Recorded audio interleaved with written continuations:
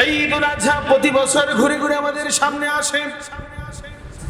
এই ঈদুল আজহার মাধ্যমে আমাদের জন্য মহাব্বতের শিক্ষা, ত্যাগের শিক্ষা, কোরবানির শিক্ষা। এই ঈদুল আজহার মাধ্যমে আল্লাহ রাব্বুল আলামিন ইমানদার বান্দাদের জন্য কি শিক্ষা রেখেছেন, এই ব্যাপারে অধিকাংশ মুসলমান বেখবর। কথা ঠিক না? কোরবানির ঈদ ঘুরে ঘুরে আসে আমাদের জন্য। কোরবানির মাধ্যমে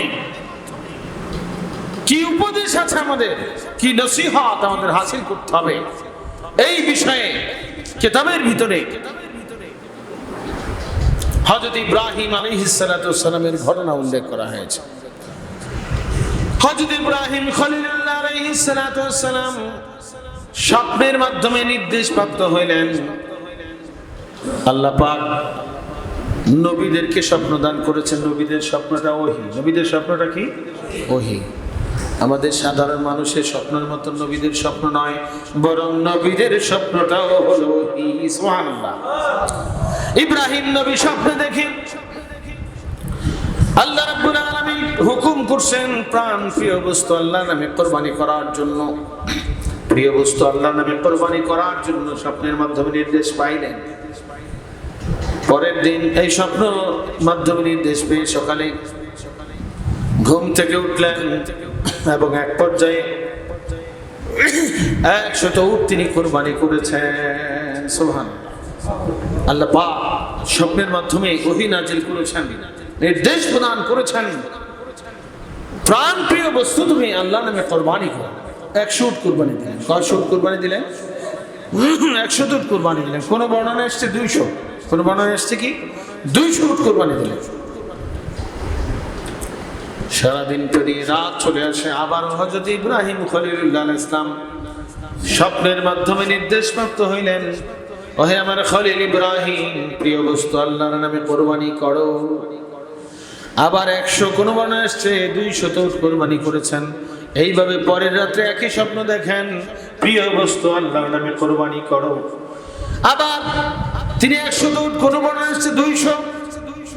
এইভাবে 3 রাত্রে 300 উট, অথবা 3 রাত্রে স্বপ্ন দেখার পরে দিনের বেলা 300 উট কুরবানি করেছেন।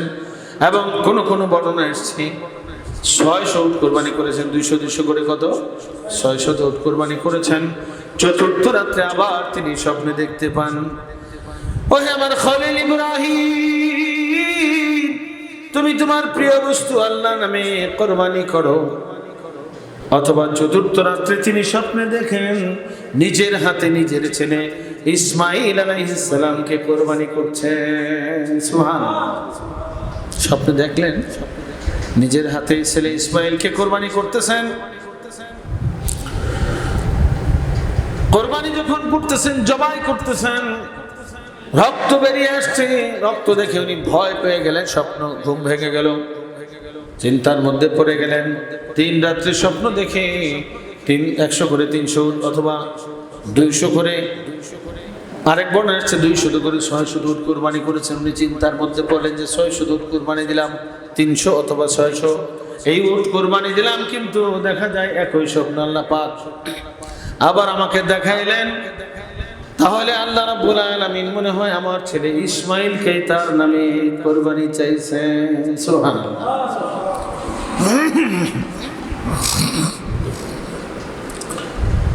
মক্কার দেশে চলে আসছেন আল্লাহ পাকের খলিল ইব্রাহিম আলাইহিস সালাতু ওয়াস সালাম। মক্কার দেশে ইসমাঈল আলাইহিস সালামকে নিয়ে থাকতেন বিবি হাজেরা। বিবি হাজেরা আলাইহিস সালাম মক্কার দেশে ইসমাঈল আলাইহিস সালামকে নিয়ে বসবাস করতেছেন। হযরত ইব্রাহিম আলাইহিস সালাতু ওয়াস সালাম মক্কায় এসে বিবি হাজেরাকে বললেন, ও বিবি হাজেরা,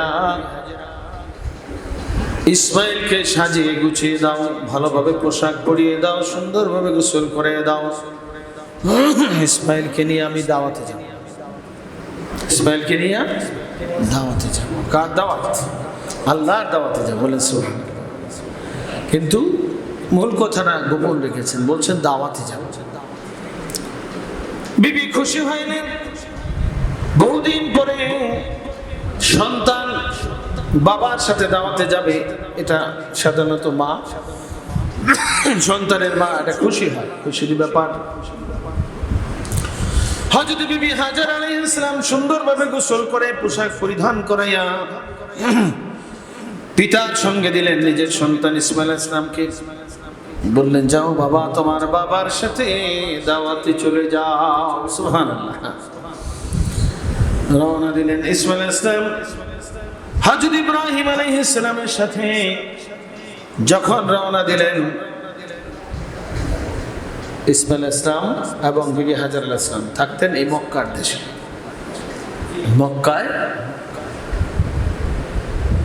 মক্কায় ওনাদের বসবাস। ততদিন ইব্রাহিম আলাইহিস সালাম সামনে সামনে চলছেন, আগে আগে যাচ্ছেন, আর ইসমাইল আলাইহিস সালাম পিছনে। আর এদিকে ইবলিস শয়তান দরবেশের ভেষ ধারণ করে আসছে বিবি হাজারার কাছে। বিবি হাজারার কাছে এসে বলতেছে, বিবি হাজারা, তুমি কি জানো তোমার সন্তানকে কোথায় নিয়ে যাচ্ছে? বিবি হাজারা জবাব দেয়, জানবো না কেন? পিতার সাথে আমার স্বামী ইব্রাহিম নবীর সাথে দাওয়াত খাইতে যাচ্ছে। সুবহানাল্লাহ। এইবার দরবেশ সাহেব বলতেছে যে, বিবি হাজারা, তোমার ছেলেকে তোমার স্বামী ইব্রাহিম আলাইহিস সালাম মিনা বাজারে নিয়ে জবাই করবে, জবাই করার জন্য নিয়ে যাচ্ছে।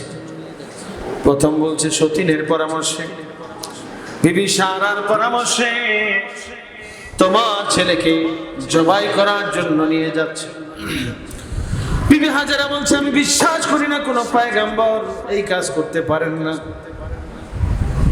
এক স্ত্রীর পরামর্শে আরেক স্ত্রীর সন্তানকে তিনি জবাই করতে পারেন, এটা পয়গম্বরের পক্ষে করা সম্ভব না।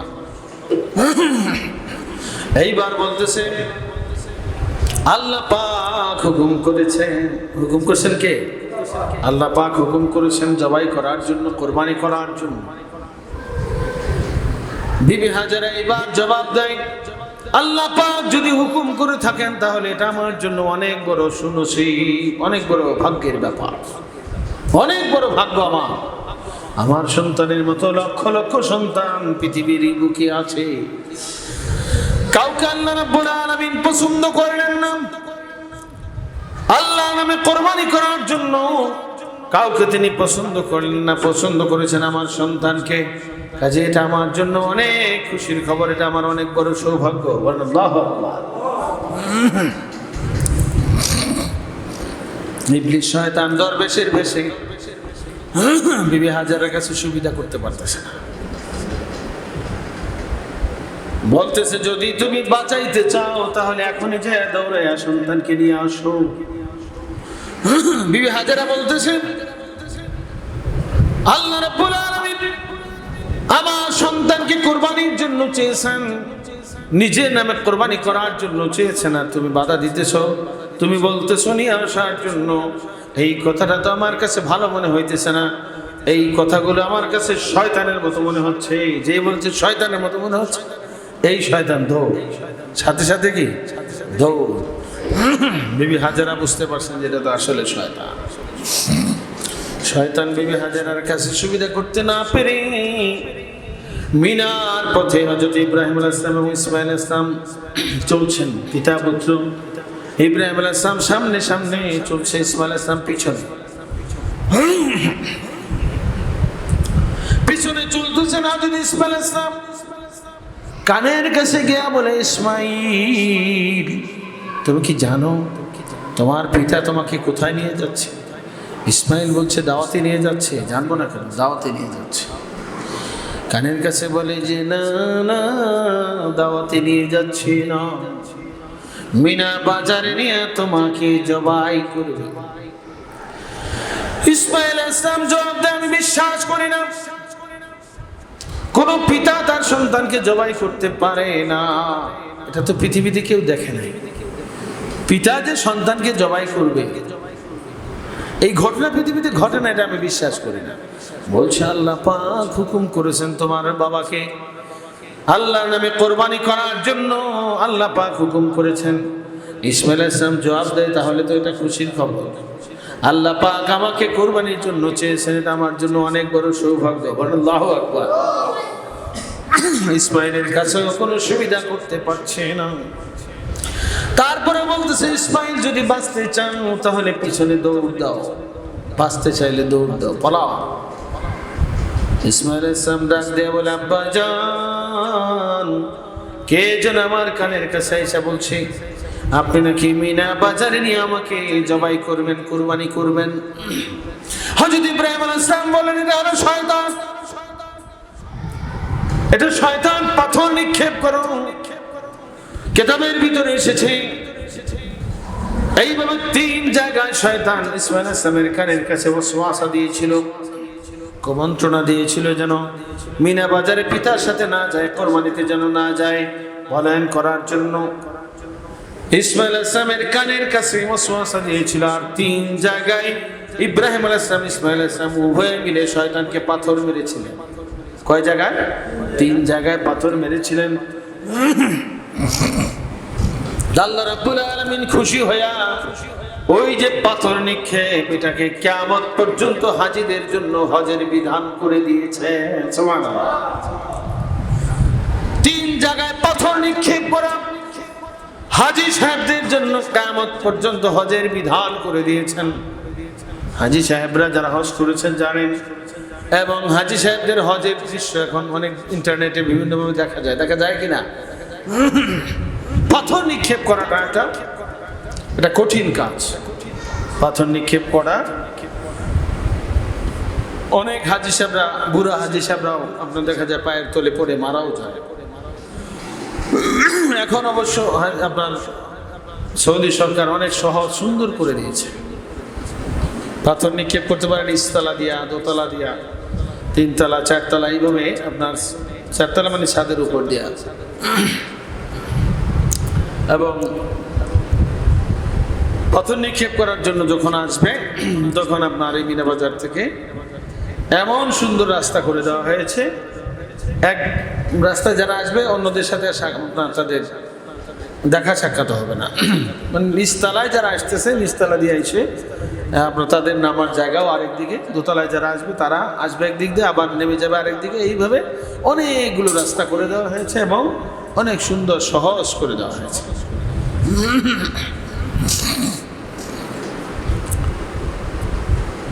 তো মিনা বাজারে হযরত ইসমাইল ইসলামকে নিয়ে ইব্রাহিম আলাইহিস সালাম পৌঁছলেন। দিনটা ছিল কি? মুহররমের 10 তারিখ। কয় তারিখ? মুহররমের 10 তারিখ। এই মুহররমের 10 তারিখে হযরত ইব্রাহিম আলাইহিস সালাম ইসমাইল আলাইহিস সালামকে নিয়ে মিনার প্রান্তরে পৌঁছে গেলেন মিনার প্রান্তরে। যখন তিনি পৌঁছে গেলেন, হযরত ইব্রাহিম আলাইহিস সালাম ডাক দিয়ে বললেন, হে আদরের সন্তান ইসমাইল, যদিও আমি তোমাকে আমার জীবনের চাইতেও বেশি ভালোবাসি, জীবনের চাইতেও কি বেশি মহব্বত করি, কিন্তু এর চাইতেও বেশি মহব্বত করতে হবে আল্লাহকে। কাকে মহব্বত করতে হবে? দুনিয়ার সবকিছু যেতে, টাকা পয়সা, বাড়ি ঘর, জায়গা জমি, পিতা মাতা, ছেলে সন্তান, সবকিছুর যেতে মহব্বত করতে হবে বেশি কাকে? আল্লাহর মহব্বত হবে সবচেয়ে বেশি। এই জন্য ইব্রাহিম আলাইহিস সালাম সন্তানকে ডাক দিয়ে বলে, হে আমার আদরের সন্তান ইসমাইল, যদিও আমি তোমাকে আমার জীবনের চাইতেও বেশি ভালোবাসি, মহব্বত করি, কিন্তু আল্লাহর মহব্বত এর চাইতেও বেশি রাখতে হবে, বেশি রাখা ফরজ। কাজে আমি স্বপ্নের মাধ্যমে আল্লাহর পক্ষ থেকে নির্দেশপ্রাপ্ত হয়েছি তোমাকে কুরবানি করার জন্য। আল্লাহ পাক আয়াতে কারিমা নাজিল করেছেন। হযরত ইব্রাহিম আলাইহিস সালাম সন্তানকে ডাক দিয়ে বলছেন, ওহে আমার আদরের সন্তান ইসমাইল, ইন্নী আরা ফিল মানামি আন্নী আযবাহু ফানদুর মাযা তারা। হে আমার আদরের সন্তান ইসমাইল, আমি স্বপ্ন যুগে দেখতে পাইতেছি আমি তোমাকে জবাই করতেছি, আল্লাহর নামে কুরবানি করতেছি। ফানদুর মাযা তারা, অতএব আমার আদরের সন্তান ইসমাইল, তুমি ভাবনা চিন্তা করে বলো, আমি তো কুরবানি করার জন্য সম্পূর্ণরূপে রাজি আছি, প্রস্তুত আছি, তুমি কোরবানি হইতে রাজি আছো কিনা, কোরবানি হওয়ার জন্য তুমি রাজি আছো কিনা। লা ইলাহা ইল্লাল্লাহ মুহাম্মাদুর রাসূলুল্লাহ সাল্লাল্লাহু আলাইহি ওয়াসাল্লাম। যেরকম পিতা ওরকম সন্তান। পিতা ডাক দিয়ে বলছে, আমি স্বপ্ন যুগে দেখতে পেয়েছি, ইন্নী আরা ফিল মানামি আন্নী আযবাহুক ফানদুর মাযা তারা। স্বপ্ন যুগে দেখতে পাইতেছি আমি তোমাকে জবাই করতেছি, আমি তো জবাই করার জন্য সম্পূর্ণরূপে প্রস্তুত আছি। এখন আল্লাহর নামে কোরবানি হওয়ার জন্য তুমি রাজি আছো কিনা আমাকে চিন্তা ভাবনা করে জানাও। প্রশ্ন করেছেন হযরত ইব্রাহিম আলাইহিস সালাম সন্তান ইসমাঈলকে। যেই রকম পিতা ওরকম সন্তান। ডাক দিয়ে বলেন হযরত ইসমাঈল আলাইহিস সালাম, ক্বালা ইয়া আবাতি আল মা তুমার সাতাজিদুনি ইনশাআল্লাহু মিনাস সাবিরিন। ডাক দিয়ে বলেন, হে আমার আব্বা জান, হে আমার আব্বা জান, ইয়া আবাতি ফাল মা তুমার, আপনি যে আল্লাহ রাব্বুল আলামিনের পক্ষ থেকে নির্দেশ প্রাপ্ত হয়েছেন, স্বপ্নের মাধ্যমে যে আদেশ করা হয়েছে আল্লাহর নামে কোরবানি করার জন্য, আপনি সেই আদেশ কার্যকরী করুন, বাস্তবায়ন করুন। ইয়া আবাতি ফাল মা তুমার সাতাজিদুনি ইনশাআল্লাহু মিনাস সাবিরিন। আল্লাহ চায় তো আপনি আমাকে ধৈর্যশীলদের মধ্যে পাবেন, অর্থাৎ আমি পলায়ন করব না, আমি সম্পূর্ণরূপে জবাই হওয়ার জন্য রাজি আছি। বলেন আল্লাহু আকবার। কোরবানি হওয়ার জন্য আমি সম্পূর্ণরূপে রাজি আছি, প্রস্তুত আছি। আপনি বাস্তবায়ন করুন, কোরবানি করুন আমাকে, আমি রাজি আছি, আমি পলায়ন করব না। সাতাজিদুনি ইনশাআল্লাহু মিনাস সাবিরিন। শীঘ্র শীঘ্র আপনি, আল্লাহ চায় তো আমাকে ধৈর্যশীল বান্দাদের মধ্যে পাবেন। আমি অধৈর্য হব না, আমি পলায়ন করব না, আমি ভাগবো না। বলেন সুবহানাল্লাহ। সম্পূর্ণরূপে আমি রাজি আছি। বলেন সুবহানাল্লাহ। এরপর আল্লাহ রাব্বুল আলামিনের হুকুম পালন করার জন্য অনেক লম্বা ঘটনা। হযরত ইব্রাহিম আলাইহিস সালাম প্রাণ প্রিয় পুত্র ইসমাঈল আলাইহিস সালামকে শোয়াইলেন, কাঁধ করে শোয়াইলেন। শোয়া ছুরি চালানোর জন্য প্রস্তুত হলেন, ছুরি চালাইতে শুরু করে দিলেন। কিন্তু ছুরি তো চলছে, ছুরি আপনার জবাই হচ্ছে না। ছুরি চালান কিন্তু গলা তো কাটা যায় না। ছুরি চালাইতেছেন কিন্তু জবাই হচ্ছে না। এক পর্যায়ে যখন জবাই হয় না, ইব্রাহিম আলাইহিস সালাম ছুরিটাকে দূরে নিক্ষেপ করে দিলেন। মনে হয় ছুরি ভোঁতা হয়ে গেছে। কিতাবের ভিতরে এসেছে ওই ছুরিটা একটা পাথরের উপরে পড়ে পাথরটা দ্বিখণ্ডিত হয়ে গেছে। আল্লাহু আকবার। আল্লাহ রাব্বুল আলামিন ওই ছুরিকে গোপনে নিষেধ করে দিয়েছিলেন, হে ছুরি, আমার খলিল ইব্রাহিম আমার নির্দেশ পালন করার জন্য তার প্রাণের চেয়ে অধিক প্রিয় পুত্র ইসমাঈলকে কোরবানি করার জন্য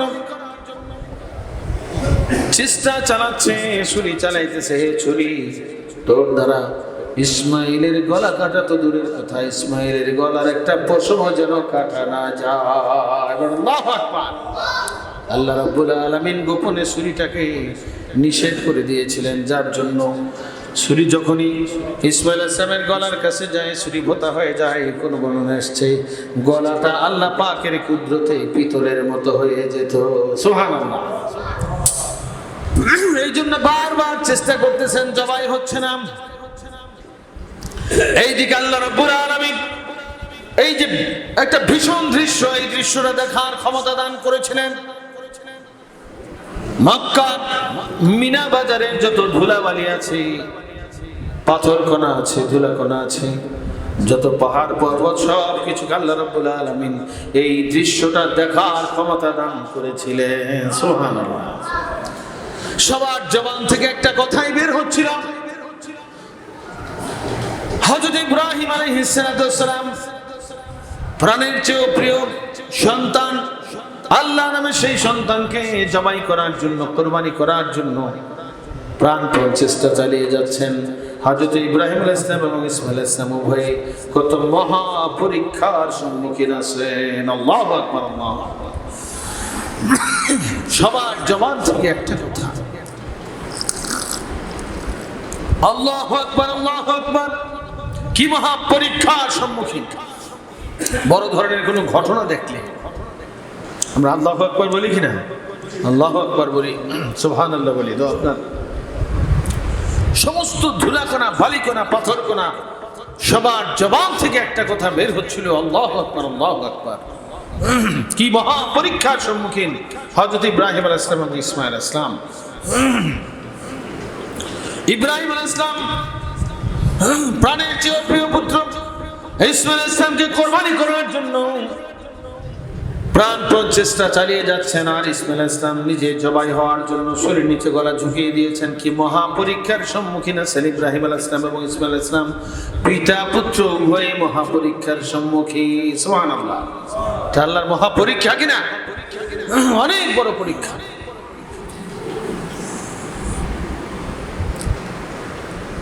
এইভাবে কিতাবের মধ্যে এসেছে, জমিন থেকে আকাশ পর্যন্ত কোটি কোটি ফেরেশতা সকলকে আল্লাহ রাব্বুল আলামিন এই কোরবানির দৃশ্য, ইব্রাহিম আলাইহিস সালাম যে ছুরি চালাইতেছেন, ইসমাঈল আলাইহিস সালাম গলা ঝুঁকিয়ে দিয়েছেন ছুরির নিচে, এই দৃশ্যটা দেখার তৌফিক আল্লাহ রাব্বুল আলামিন দান করেছিলেন। সুবহানাল্লাহ।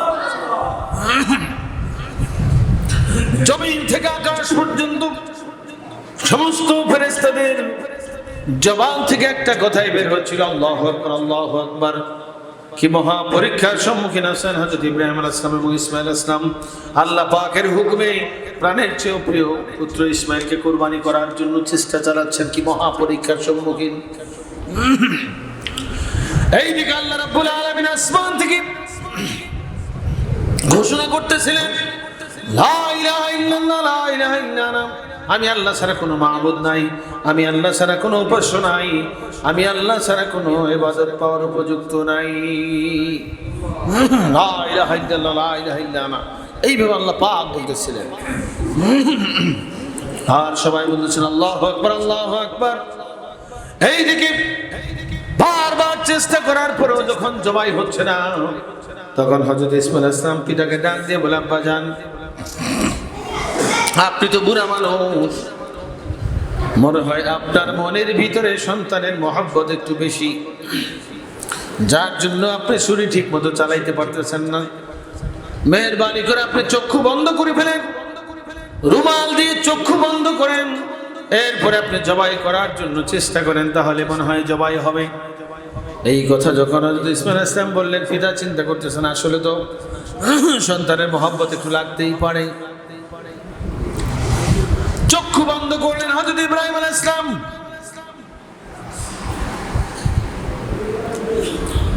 আর এইদিকে আল্লাহ রাব্বুল আলামিন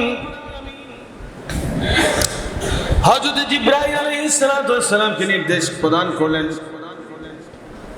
ওহে জিবরাইল, আমারই হুকুমে আমার খলিল ইব্রাহিম আলাইহিস সালাম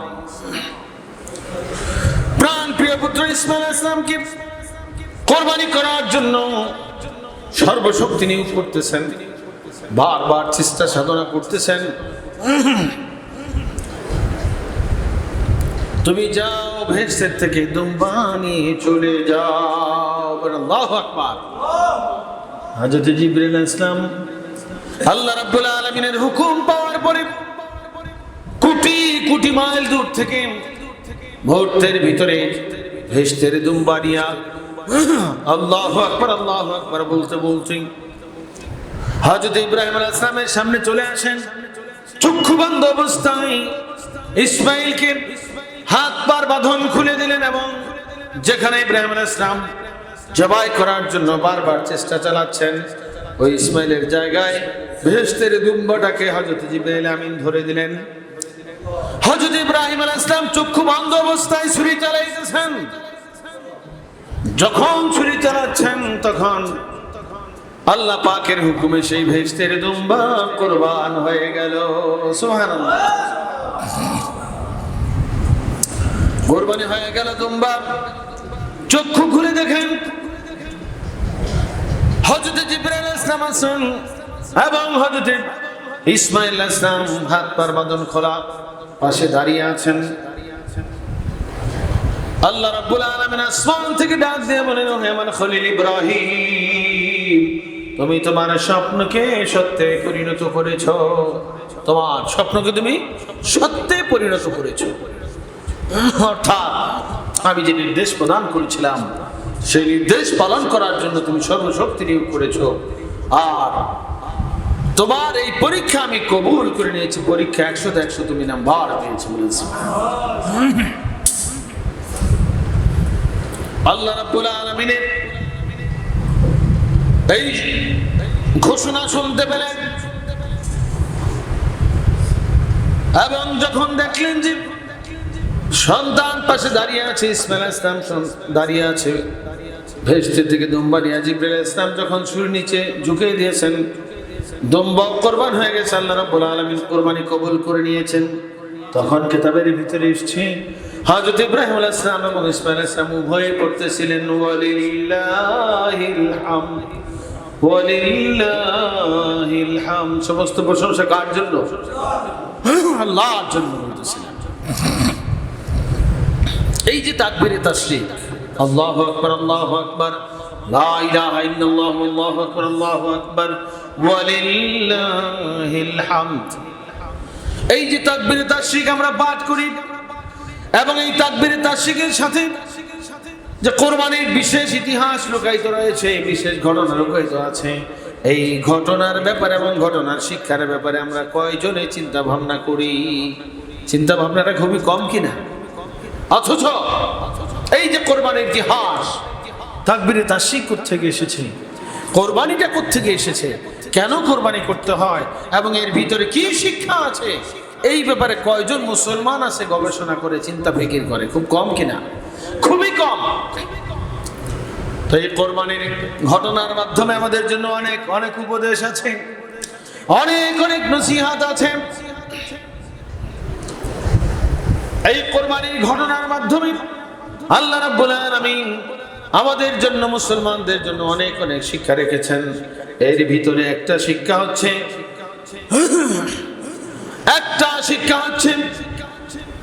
আল্লাহর পক্ষের আখিরাতের হাদিকে কিভাবে মানতে হবে সেটা প্রমাণ করে দেখিয়েছেন হযরত বিবি হাজার আলাইহিস সালাম এবং তার সন্তান ইসমাঈল আলাইহিস সালাম।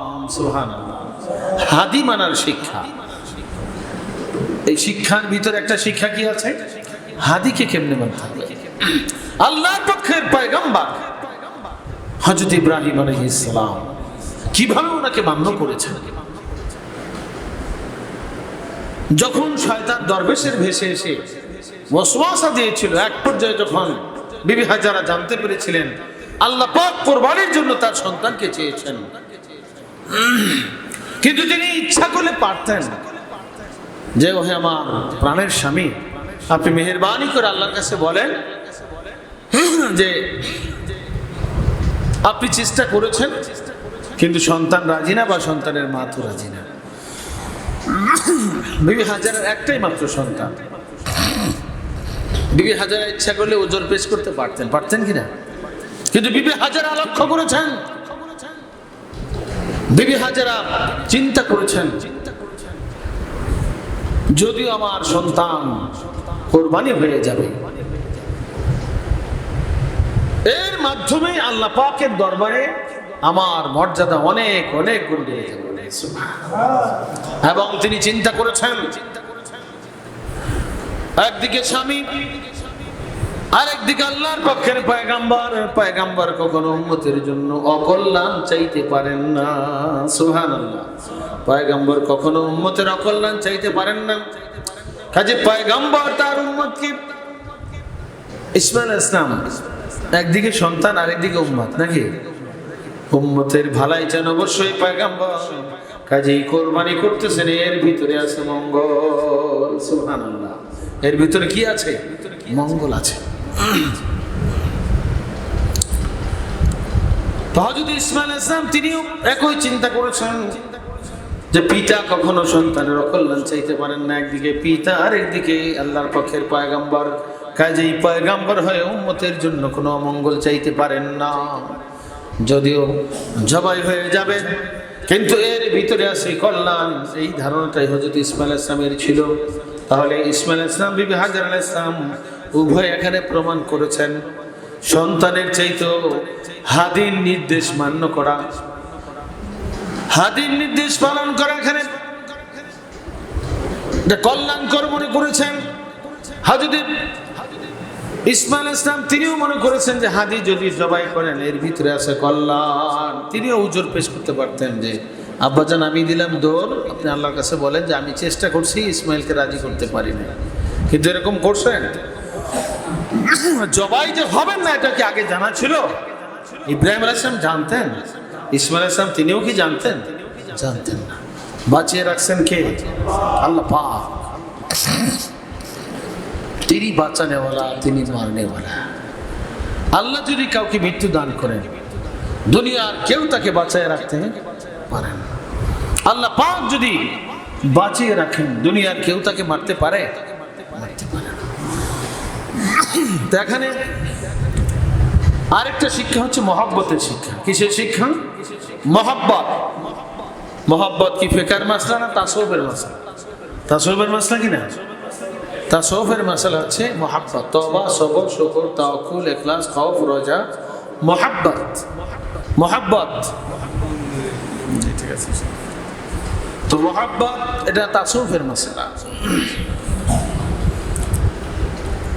বিবি হাজেরা প্রমাণ করেছেন প্রাণের চেয়েও প্রিয় পুত্র ইসমাঈল আলাইহিস সালাম, সেই সন্তান আদরের পুত্র, এই সন্তানের চাইতেও মহব্বত বেশি ছিল আল্লাহর জন্য। কার জন্য? আল্লাহর মহব্বত সন্তানের চাইতেও বেশি, এটা প্রমাণ করেছেন। এইভাবে হযরত ইসমাঈল আলাইহিস সালাম নিজের জীবন দিয়ে প্রমাণ করেছেন যে আল্লাহর মহব্বত সবচেয়ে বেশি, জীবনের চাইতে মহব্বত কার জন্য বেশি রাখছেন? আল্লাহর জন্য। এই মহব্বত ইলমে তাসাউফের মাসলা। এইভাবে অনেক অনেক উপদেশ আছে কোরবানির ইতিহাসের মাধ্যমে, অনেক অনেক শিক্ষা। তার ভিতরে আরেকটা শিক্ষা হচ্ছে পিতামাতাকে কিভাবে মান্য করতে হবে, সেই শিক্ষা এখানে আছে। ছোট্ট বয়সে হযরত ইসমাঈল আলাইহিস সালাম, দৌড়াদৌড়ির বয়স, হযরত ইসমাঈল আলাইহিস সালাম 12 কি 13 বছর, 12-13 বছর। এটা খেলাধুলার বয়স না, দৌড়াদৌড়ির বয়স। কোরআন শরীফে আল্লাহ পাক উল্লেখ করছেন দৌড়াদৌড়ির বয়স ছিল। এই বয়সে বাচ্চারা সাধারণত খেলাধুলাটাই পছন্দ করে। পিতা জবাই করতেছেন, পিতা। কাজেই পিতা কখনো সন্তানের অকল্যাণ চাইতে পারেন না। আল্লাহু আকবার। পিতা কখনো সন্তানের কি অকল্যাণ চাইতে পারেন না। তাহলে এখান থেকে এক বিশেষ শিক্ষা আছে, পিতাকে কিভাবে মানতে হবে সেটা জীবন দিয়ে তিনি প্রমাণ করেছেন। পিতামাতার প্রতি ভক্তি শ্রদ্ধা কিভাবে করতে হবে সেটা জীবন দিয়ে তিনি হযরত ইসমাঈল আলাইহিস সালাম প্রমাণ করেছেন। এখানে সন্তানদের জন্য শিক্ষা আছে কিনা? কিন্তু অনেক সন্তান আছে দেখা যায় পিতামাতা একদিকে বলছে যে বাবা এই কাজটা করো, সন্তান বলছে আমি পারবো না। অনেক সন্তান আছে কিনা? পিতা হুকুম করে একরকম, সন্তান যায় আরেক রকম। মা একটা নির্দেশ করে, সন্তান যে আরেক দিকে দৌড় দেয়। এখানে পিতামাতাকে কিভাবে মানতে হবে সেই শিক্ষা রয়েছে কোরবানির ইতিহাসের ভিতরে। বলে সুবহানাল্লাহ, পিতামাতাকে মানার শিক্ষা। তো ভাইরা আমার, বন্ধুরা আমার, এইভাবে আরেক দিকে স্বামীকে কিভাবে মান্য করতে হবে, ভক্তি শ্রদ্ধা করতে হবে, মেয়ে লোকদের জন্য এক বিশেষ শিক্ষা আছে। আল্লাহ রাব্বুল আলামিনের হুকুমে হযরত ইব্রাহিম আলাইহিস সালাম শিশু সন্তান ইসমাঈলকে সহ বনবাস দিয়েছিলেন, নির্বাসনে দিয়েছিলেন। বিবি হাজেরাকে নির্বাসনে দিয়েছিলেন। কিন্তু বিবি হাজেরা যখন জানতে পেরেছেন হযরত ইব্রাহিম আলাইহিস সালাম আল্লাহ পাকের হুকুমে এই কাজটা করেছেন, তখন তিনি কি কোনো বেজার ছিলেন? বেজার ছিলেন না, বরং তিনি খুশি ছিলেন বলে সুবহানাল্লাহ। এবং তিনি একটা ঘোষণা করেছিলেন, হয় প্রাণের স্বামী, আল্লাহ পাক যদি হুকুম করে থাকেন তাহলে এখান থেকে আমরা যাব না, পলায়ন করব না, ভাগবো না, এই মরুভূমির ভিতরেই থাকবো। এতে আমাদের যদি মরণ হয়, মৃত্যু হয়, তাহলে হবে। এখানে কাবা ঘর ছিল না, জমজম কুয়া ছিল না, কিছুই ছিল না, জনবসতি কোনো কিছু ছিল না। ইতিহাস আমাদের কম বেশি অনেকেরই জানা আছে, আছে কিনা? কিন্তু বিবি হাজারা এখানে আল্লাহ পাকের হুকুম পালনার্থে, স্বামীর নির্দেশ পালনার্থে এই মক্কা দেশে মরু প্রান্তরে, মরুভূমি না হলে মরুদ্যান পর্যায়ের জায়গায় তিনি নির্বাসনে ছিলেন। আবার এরই মধ্যে যখন সন্তান বড় হয়েছে, কোরবানি করার জন্য দাওয়াতের কথা বলে যখন সন্তানকে নিয়ে যাচ্ছেন, তখন বিবি হাজারার একটা চিন্তা হয়েছে। আপনার শয়তান যখন ওয়াসওয়াসা দিয়ে বলেছিল যে জবাই করার জন্য নিয়ে যাচ্ছে, তখন বিবি হাজারা তো দৌড় দিতে পারতেন যে গিয়ে সন্তানকে নিয়ে আসে। কিন্তু উনি চিন্তা করেছেন, একদিকে পয়গম্বর আর একদিকে স্বামী, স্বামীকে কিভাবে মানতে হবে এটা বিবি হাজারা তিনি প্রমাণ করেছেন।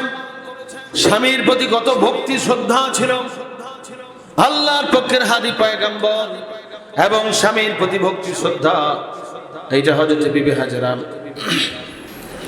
কাজের মাধ্যমে প্রমাণ করে দেখাইছেন। হযরত বিবি হাজারা এখান থেকে দুনিয়ার মেয়ে লোকদের জন্য শিক্ষা রেখেছেন। ও দুনিয়ার মহিলারা, স্বামীর প্রতি ভক্তি শ্রদ্ধা কিভাবে করতে হবে। সন্তান আল্লাহর নামে জবাই হয়ে যাবে, কিন্তু স্বামীর প্রতি তিনি বেজান না, বা স্বামীর কাজের মধ্যে তিনি বাধা প্রদান করেন নাই। এখন দেখা যায় অনেক মেয়ে লোক আছে নিজের মনের উল্টা হইলে স্বামীর কথা মানতে চায় না, আছে কিনা এরকম? স্বামীর কথা মানতে চায় না। স্বামীর খেদমতের জন্যই আল্লাহ রাব্বুল আলামিন মহিলা সমাজকে তৈরি করেছেন, বলে সুবহানাল্লাহ। স্বামীর খেদমতের জন্য আল্লাহ মেয়ে লোক বানাইছেন, স্বামীর মন প্রফুল্লিত করার জন্য। কিন্তু দেখা যায় অনেক সময় স্বামীর সাথে তর্ক বিতর্ক, অনেক মেয়ে লোক আছে যারা স্বামীর কথা মানতে চায় না। স্বামীকে ভক্তি শ্রদ্ধা করতে হবে, তবে স্বামী স্ত্রী একে অন্যের প্রতি দায় দায়িত্ব আছে, আছে কিনা? একের প্রতি অন্যের কি আছে? দায় দায়িত্ব আছে। এগুলো আপনার কিতাবের ভিতরে সুন্দরভাবে লেখা আছে। আমাদের আপনার পূর্ণাঙ্গ দিনের কিতাবের মধ্যে স্বামী স্ত্রীর হক সম্বন্ধে একটা কিতাব আছে, পর্দা নামক কিতাব আছে। এগুলো মেয়ে লোকদেরকে আপনার কিনে প্রদান করবেন, নিজেরাও পড়বেন। এর মাধ্যমে অনেক অনেক উপদেশ, অনেক অনেক নসিহত আমাদের জন্য হাসিল হবে। তো কোরবানির ইতিহাসের মাধ্যমে আমাদের দেখি শিক্ষা, স্বামীকে মান্য করার এক বিশেষ শিক্ষা আছে, আছে কিনা? তো বিবি হাজারা তার স্বামী ইব্রাহিম আলাইহিস সালামকে কিভাবে মান্য করেছেন। সন্তানের জীবন চলে যাবে যা, কিন্তু আমার তো স্বামী যেই কাজটা করতেছেন এর ভিতরে আছে মঙ্গল, বলে ইসলাম। কিন্তু বর্তমান মেয়ের সমাজ মনের একটু উল্টা হলেই কি অনেক সময় দেখা যায় স্বামীর সব হুকুম মানতে পারে না।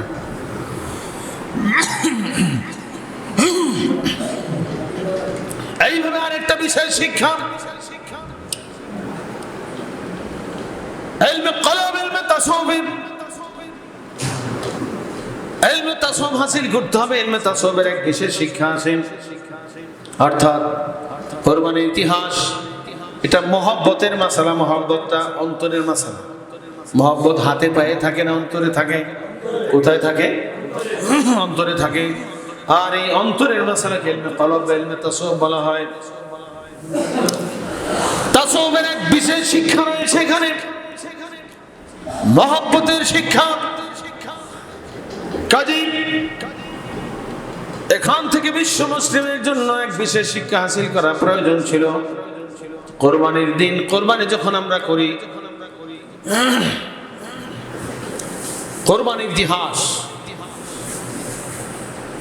কোটি কোটি কোটি গরু, ছাগল, ভেড়া, দুম্বা ইত্যাদি সারা পৃথিবীতে কোরবানি হয়। কোটি কোটি টাকা নয়, বরং কোটি কোটি ছাগল, ভেড়া, উট, ছাগল, ভেড়া, দুম্বা ইত্যাদি কোরবানি হয়, গরু, মহিষ। কিন্তু এখানে এই কোরবানির মাধ্যমে প্রত্যেকটা মুসলমানকে শিক্ষা নেওয়া উচিত ছিল। চলুন আমরা তাসাউফ হাসিল করার জন্য তাসাউফের যে পীর মুর্শিদ আছে তার কাছে গিয়ে তাসাউফের মাসলা শিক্ষা করি, মোহাব্বতের মাসলা আমরা শিক্ষা গ্রহণ করি। এটা একটা উপদেশ নেওয়া দরকার ছিল কিনা? কিন্তু দেখা যায় কোন সাধারণত আপনার যে ঈদগাহ ময়দানগুলো রয়েছে সেখান থেকে এরকম কোনো ঘোষণা পাওয়া যায়? প্রত্যেকটা ঈদগাহ থেকে ঘোষণা করা প্রয়োজন ছিল। কোরবানির ইতিহাস, ঈদুল আজহা এবং বিশেষ করে কোরবানি, এখানে কোরবানির মাধ্যমে আল্লাহ রাব্বুল আলামিন মহব্বতের শিক্ষা রেখেছেন, তাসাউফের শিক্ষা রেখেছেন। কাজে আমরা সবাই মিলে চলুন আপনার তাসাউফের উস্তাদ গ্রহণ করি, তাসাউফ হাসিলের জন্য, মহব্বতের মাসলা শিক্ষার জন্য একজন কামেল মুর্শিদ, কামেল নায়েব রাসূল আমরা গ্রহণ করি। এরকম কোনো ঘোষণা পাওয়া যায়? এবং যারা কোরবানি করতেছে তারাও এই বিষয়গুলো বুঝতেছে না। তাহলে কোরবানিটা হচ্ছে রসমি রেওয়াজ, রসমি রেওয়াজ হিসেবে কোরবানি হচ্ছে। হাদিসের ভিতরে কি পাওয়া যায়? ওয়ালা ইয়াবকা মিনাল কুরআনি ইল্লা রসমুহু, কোরআন শরীফের কোনো কিছুই বাকি থাকবে না, থাকবে শুধু রসমি রেওয়াজ, রসম থাকবে। তাহলে কোরআন পাঠ করা হচ্ছে, কোরআনের ভিতরে যে কোরবানির ইতিহাস আছে, কোরবানির ঘটনা আছে, এটাকে মুসলমান সমাজ এটা রসম হিসেবে নিয়েছে, কিন্তু এর শিক্ষাটা নাই। কোরবানির শিক্ষা কি আছে? কোরবানির শিক্ষা নায়েব রাসূলের মজলিস ছাড়াই পরিপূর্ণ শিক্ষাটা কোথাও পাওয়া, সঠিকভাবে পাওয়া যায় না। তাহলে রাসূলের ভবিষ্যৎবাণী কোরআন থাকবে, কোরআনের আসল শিক্ষা থাকবে না, থাকবে শুধু কি রসমি রেওয়াজ। তো কোরবানি হচ্ছে শুধু রসম হিসেবে হচ্ছে, কিন্তু আল্লাহ পাক যে এর ভিতরে তাসাউফের শিক্ষা রেখেছেন, মহব্বতের শিক্ষা রেখেছেন, হাদি মানার শিক্ষা রেখেছেন, এইভাবে পিতাকে মান্য করার শিক্ষা রেখেছেন, মেয়ে লোকদের জন্য স্বামীর প্রতি ভক্তি শ্রদ্ধা, স্বামীকে মান্য করার শিক্ষা রেখেছেন। এই শিক্ষার কোনো ধার ধারে মুসলমান না, শিক্ষার কোনো চিন্তা ফিকের কারণে শুধু রসমির আওয়াজ হিসেবে কোরবানি হচ্ছে। এইভাবে আরেকটা বিশেষ শিক্ষা আছে। বিবি হাজারা যেইভাবে শয়তানকে পরাস্ত করেছিল, শয়তানকে পরাস্ত করেছিলেন, অর্থাৎ বিবি হাজারার কাছে যখন দরবেশের ভেষ ধারণ করে শয়তান বলেছিল, ও বিবি হাজারা, তোমার সন্তানকে মিনা বাজার নিয়ে জবাই করবে, বাঁচাইতে চাইলে তাড়াতাড়ি দৌড়ে নিয়ে আসো। কিন্তু বিবি হাজারা শয়তানের কথা না শুনে বরং শয়তানের বিরুদ্ধে তিনি বলেছিলেন যে তোমার কথাগুলো আমার কাছে শয়তানের মতো মনে হচ্ছে। আল্লাহ পাক যেখানে কোরবানি চেয়েছেন সেখানে তুমি বাধা প্রদান করতেছো, তোমার কথাগুলো শয়তানের মতো মনে হচ্ছে। তাহলে এখানে শয়তানকে কিভাবে পরাস্ত করতে হয় এই শিক্ষা আছে। আবার দেখা যায় হযরতে ইব্রাহিম আলাইহিস সালাম, ইসমাঈল আলাইহিস সালাম মিনার প্রান্তরে আপনার যে 3 জায়গায় শয়তান ওয়াসওয়াসা দিয়েছিল, সেখানে পাথর নিক্ষেপ করেছিলেন।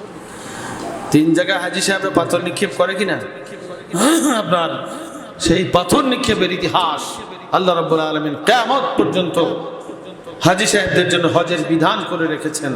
শয়তানকে যে পাথর মারতে হবে, শয়তান যতই আপনাকে দিন জারি কায়েমের জন্য, দিনের জন্য চেষ্টা সাধনার ব্যাপারে, দিনের জন্য মাল বন্দেগীর ব্যাপারে, দিন শিক্ষা আমলের ব্যাপারে যতই আমাকে ওয়াসওয়াসা প্রদান করো, শয়তানের সাথে জিহাদ করে আমাকে জয়ী হতে হবে। এটাও একটা বিশেষ শিক্ষা আছে কোরবানির ইতিহাসের মাধ্যমে।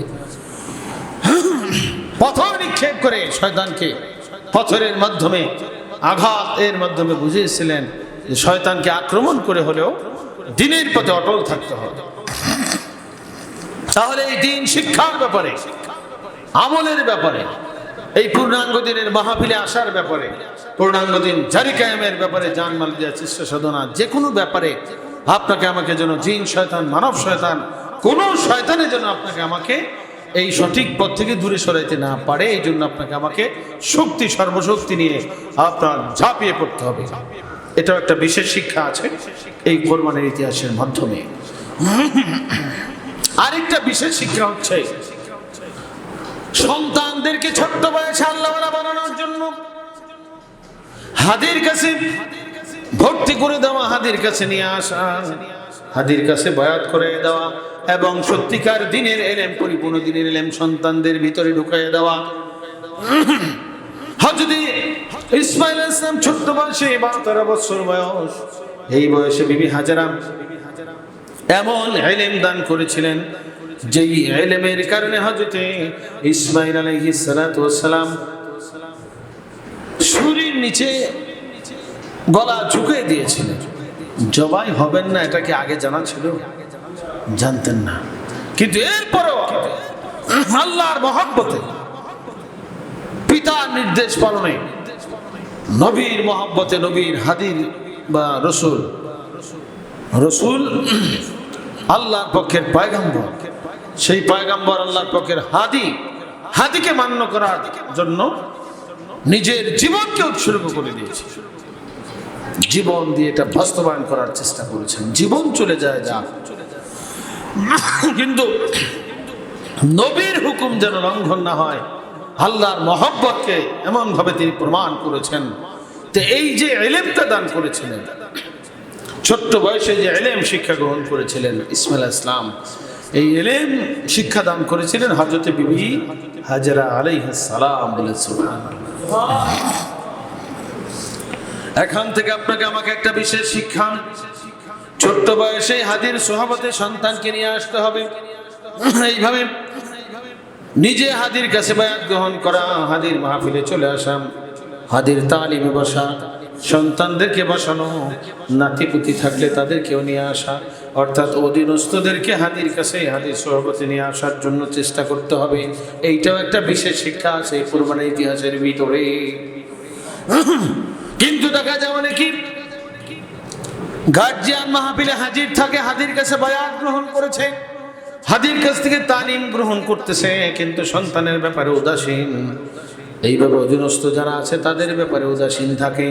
এই উদাসীনতা দূর করতে হবে, বরং সন্তানদেরকে আল্লাহওয়ালা বানানোর জন্য সর্বাত্মক চেষ্টা করতে হবে। বিশেষ করে হাদির কাছে বায়াত করায় দিতে হবে। যেই যে বয়সে থাকুক, ছোট্ট বয়সে থাকুক, বড় হোক, সন্তানদেরকেও গার্জিয়ান হিসেবে আপনার আমার এই দিনের শিক্ষা প্রদান করা, দিনের হাদি গ্রহণের ব্যাপারে উৎসাহ প্রদান করা এবং হাদির কাছে বায়াত গ্রহণ করে দেওয়া গার্জিয়ান হিসেবে একটা দায়িত্ব আছে কিনা?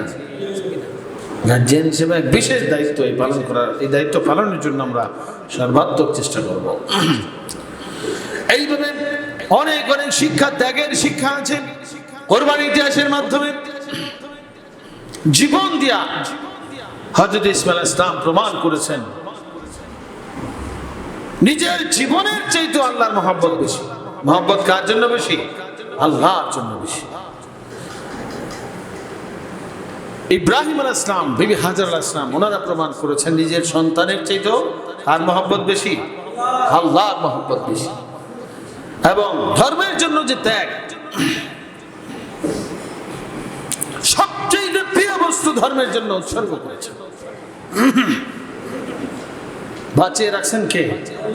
আল্লাহ পাক বাঁচিয়ে রেখেছেন। এখান থেকে বিশেষ শিক্ষা হচ্ছে প্রিয় বস্তু আল্লাহ নামে উৎসর্গ করা। আল্লাহর দিন, পূর্ণাঙ্গ দিন জারি কায়েমের জন্য, তাসাউফ জারি কায়েমের জন্য নিজের কষ্টে অর্জিত ধন সম্পদ এবং সবচেয়ে প্রিয় বস্তু জান, মাল, নাকি এই জান এবং মাল আল্লাহর দ্বীনের জন্য উৎসর্গ করা।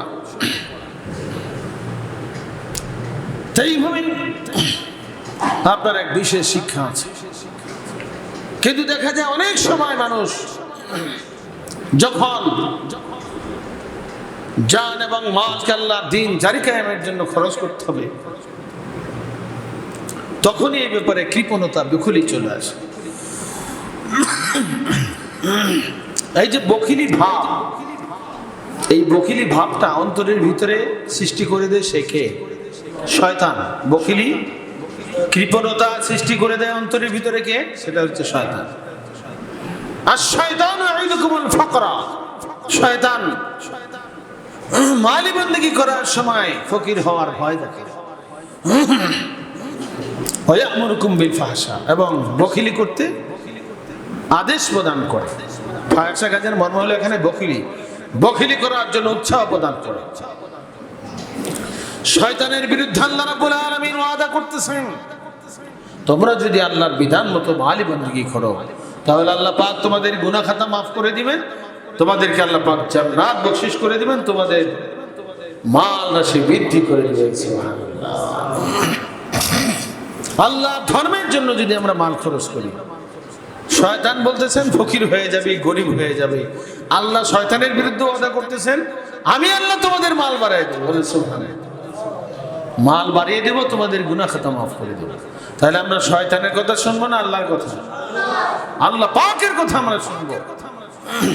কাজেই এখানে ধর্মের জন্য প্রিয় বস্তুকে উৎসর্গ করার এক বিশেষ শিক্ষা আছে। তাই সমস্ত শিক্ষা উপদেশ যেন আমরা হাসিল করতে পারি। নবী রাসূলগণের জমানায় নবী রাসূলগণ হাদি, নবী রাসূলগণের বর্তমানে কিয়ামত পর্যন্ত ওয়ারিসে আম্বিয়া নায়েব রাসূল থাকবে। তারা আখিরাতের ধর্মীয় শিক্ষক, আখিরাতের হাদি, পথ প্রদর্শক। আল উলামাউ ওয়ারাসাতুল আম্বিয়া, খাঁটি হক্কানি আলেমগণ পয়গম্বরগণের ওয়ারিস বা উত্তরাধিকারী।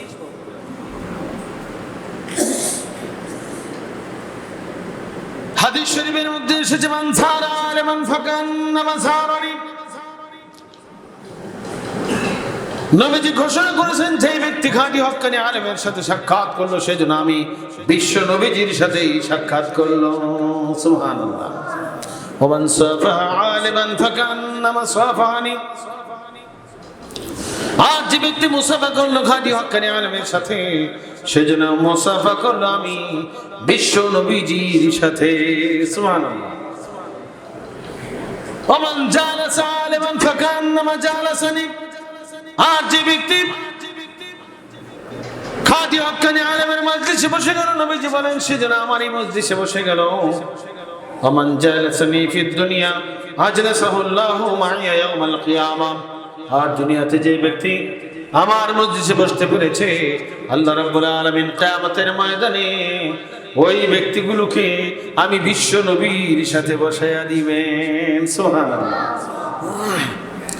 তো নবীর বর্তমানে ওয়ারিসে আম্বিয়া নায়েবে নবীর মজলিসে বসা, খাঁটি হক্কানি আলেমের মজলিসে বসা, নবী বলেন যেন নবীর মজলিসে বসা। বলেন সুবহানাল্লাহ।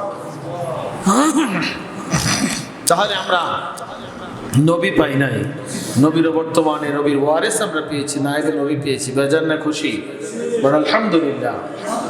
তো নায়েব রাসূল বিশেষ কারণে আজকে এখানে আসতে পারেন নাই। তো আমরা নায়েব রাসূলের পক্ষ থেকে প্রতিনিধি পাঠিয়ে দেওয়া হয়েছে। প্রতিনিধি নায়েব রাসূলের নির্দেশ ক্রমে যে আলোচনা করে থাকেন, সেই আলোচনাকে নায়েব রাসূলের আলোচনায় মনে করা দরকার। আল্লাহ রাব্বুল আলামিন আমাদেরকে আখিরাতের হাদি উস্তাদ গ্রহণ করার তৌফিক দান করুন। সকলে বলে আমিন।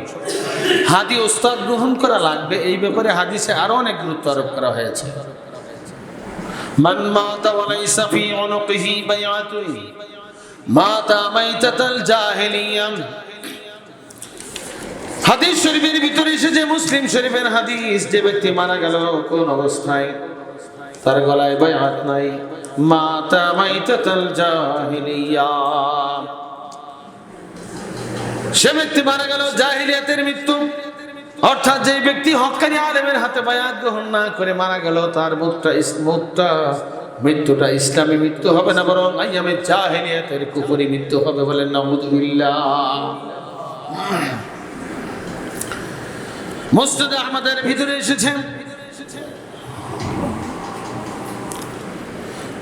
মান লাম ইয়ারিফ ইমাম জামানিহি ফাকাদ মাতা মিতাতাল জাহিলিয়া। যে ব্যক্তি জামানার ইমাম অর্থাৎ যুগের হাদিম না মানিয়া মারা যাইবে, সে অজ্ঞতার জাহিলিয়াতের মৃত্যুবরণ করবে। বলেন নাউযুবিল্লাহ। অজ্ঞতার মৃত্যু, জাহিলিয়াতের মৃত্যু, এর ব্যাখ্যায় কিতাবে লেখা আছে এই মৃত্যুর মর্ম হলো কুফরি মওত, বলেন নাউযুবিল্লাহ। দেখা যায় আখিরাতের উস্তাদ হাদি গ্রহণ করা, হাদির মাধ্যমে আল্লাহর পরিপূর্ণ দিন শিখতে হবে, আমল করতে হবে।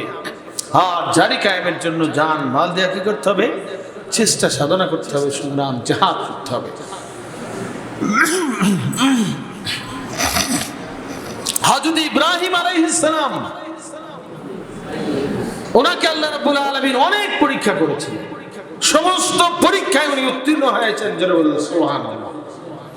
হযরত ইব্রাহিম আলাইহিস সালাম সমস্ত পরীক্ষায় কি হয়েছেন? উত্তীর্ণ হয়েছেন, 100 100 নাম্বার পেয়েছেন।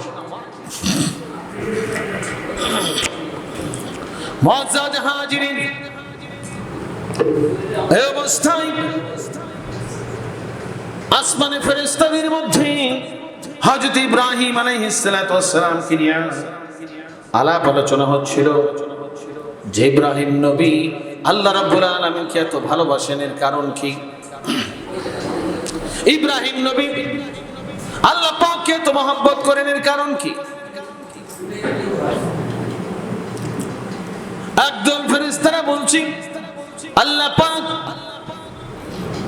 ইব্রাহিম নবীকে অনেক ধন সম্পদ দিয়েছেন, এই অনেক ধন সম্পদের কারণে ইব্রাহিম নবী আল্লাহ রাব্বুল আলামিনকে এত ভালোবাসেন, মহব্বত করেন। আরেকদল ফেরেশতারা বলছে না না, তিনি এই ধন সম্পদের জন্য আল্লাহকে ভালোবাসেন না, বরং এমনিতেই তিনি আল্লাহর জন্য আশিক দেওয়ানা। সুবহানাল্লাহ। পরীক্ষা করার জন্য আল্লাহ রাব্বুল আলামিনের পক্ষ থেকে অনুমতি নিয়ে একজন ফেরেশতা জমিনে অবতরণ করলেন। একজন ফেরেশতা জমিনে এসে হযরত ইব্রাহিম আলাইহিস সালামের পিছনে হাঁটতেছেন। ইব্রাহিম আলাইহিস সালাম এক রাস্তা দিয়ে যাচ্ছেন, পিছনের দিকে ওই ফেরেশতা জমিনে অবতরণ করে পিছনে পিছনে হাঁটতেছেন। মানব রূপী ফেরেশতা ইব্রাহিম আলাইহিস সালাম তো চিনতে পারছেন না, ফেরেশতা যে মানুষের বেশ ধারণ করে ইব্রাহিম নবীর পিছনে হাঁটছেন। পিছন থেকে হঠাৎ করে আল্লাহ নামের জিকির শুরু করে দিলেন। ইব্রাহিম নবী পিছনে তাকায় দেখেন যে একজন মানুষ আল্লাহ নামের জিকির করছে। সুবহানাল্লাহ। আল্লাহ নামের জিকির করছেন একজন ফেরেশতা। হযরত ইব্রাহিম আলাইহিস সালাম ডাক দিয়ে বলে, ভাই, যে আল্লাহর জন্য আমি আশিক দেওয়ানা, সে আল্লাহ নামের জিকির আপনি আমাকে শোনান। কিন্তু মানবরূপী ফেরেশতা পরিচয় তো দিচ্ছে না, বলছে যে ভাই আল্লাহর খলিল ইব্রাহিম আলাইহিস সালাম, আল্লাহ নামের জিকির আমি আপনাকে আবার শোনাইতে পারি যদি আপনার সমস্ত সম্পদের অর্ধেক আমাকে দান করতে পারেন। সুবহানাল্লাহ। অর্থাৎ ফেরেশতা বললেন, মানবরূপী ফেরেশতা বললেন যে ভাই, আপনাকে আমি আবার আল্লাহ নামের জিকির শোনাইতে পারি। আপনার যে মাঠ ভরপুর ছাগল ভেড়া দুম্বা ইত্যাদি আছে, এইগুলোর অর্ধেক যদি আপনি আমাকে দান করে দিতে পারেন, তাহলে আল্লাহ নামের জিকির আমি শোনাইতে পারি। হযরত ইব্রাহিম আলাইহিস সালামের ছাগল ভেড়া দুম্বা কত ছিল? হাদিসের মধ্যে এসেছে, কিতাবের ভিতরে লেখা আছে, ওই ছাগল ভেড়া দুম্বা পাহারা দেওয়ার জন্য 12,000 শিকারী কুকুর ছিল। সুবহানাল্লাহ।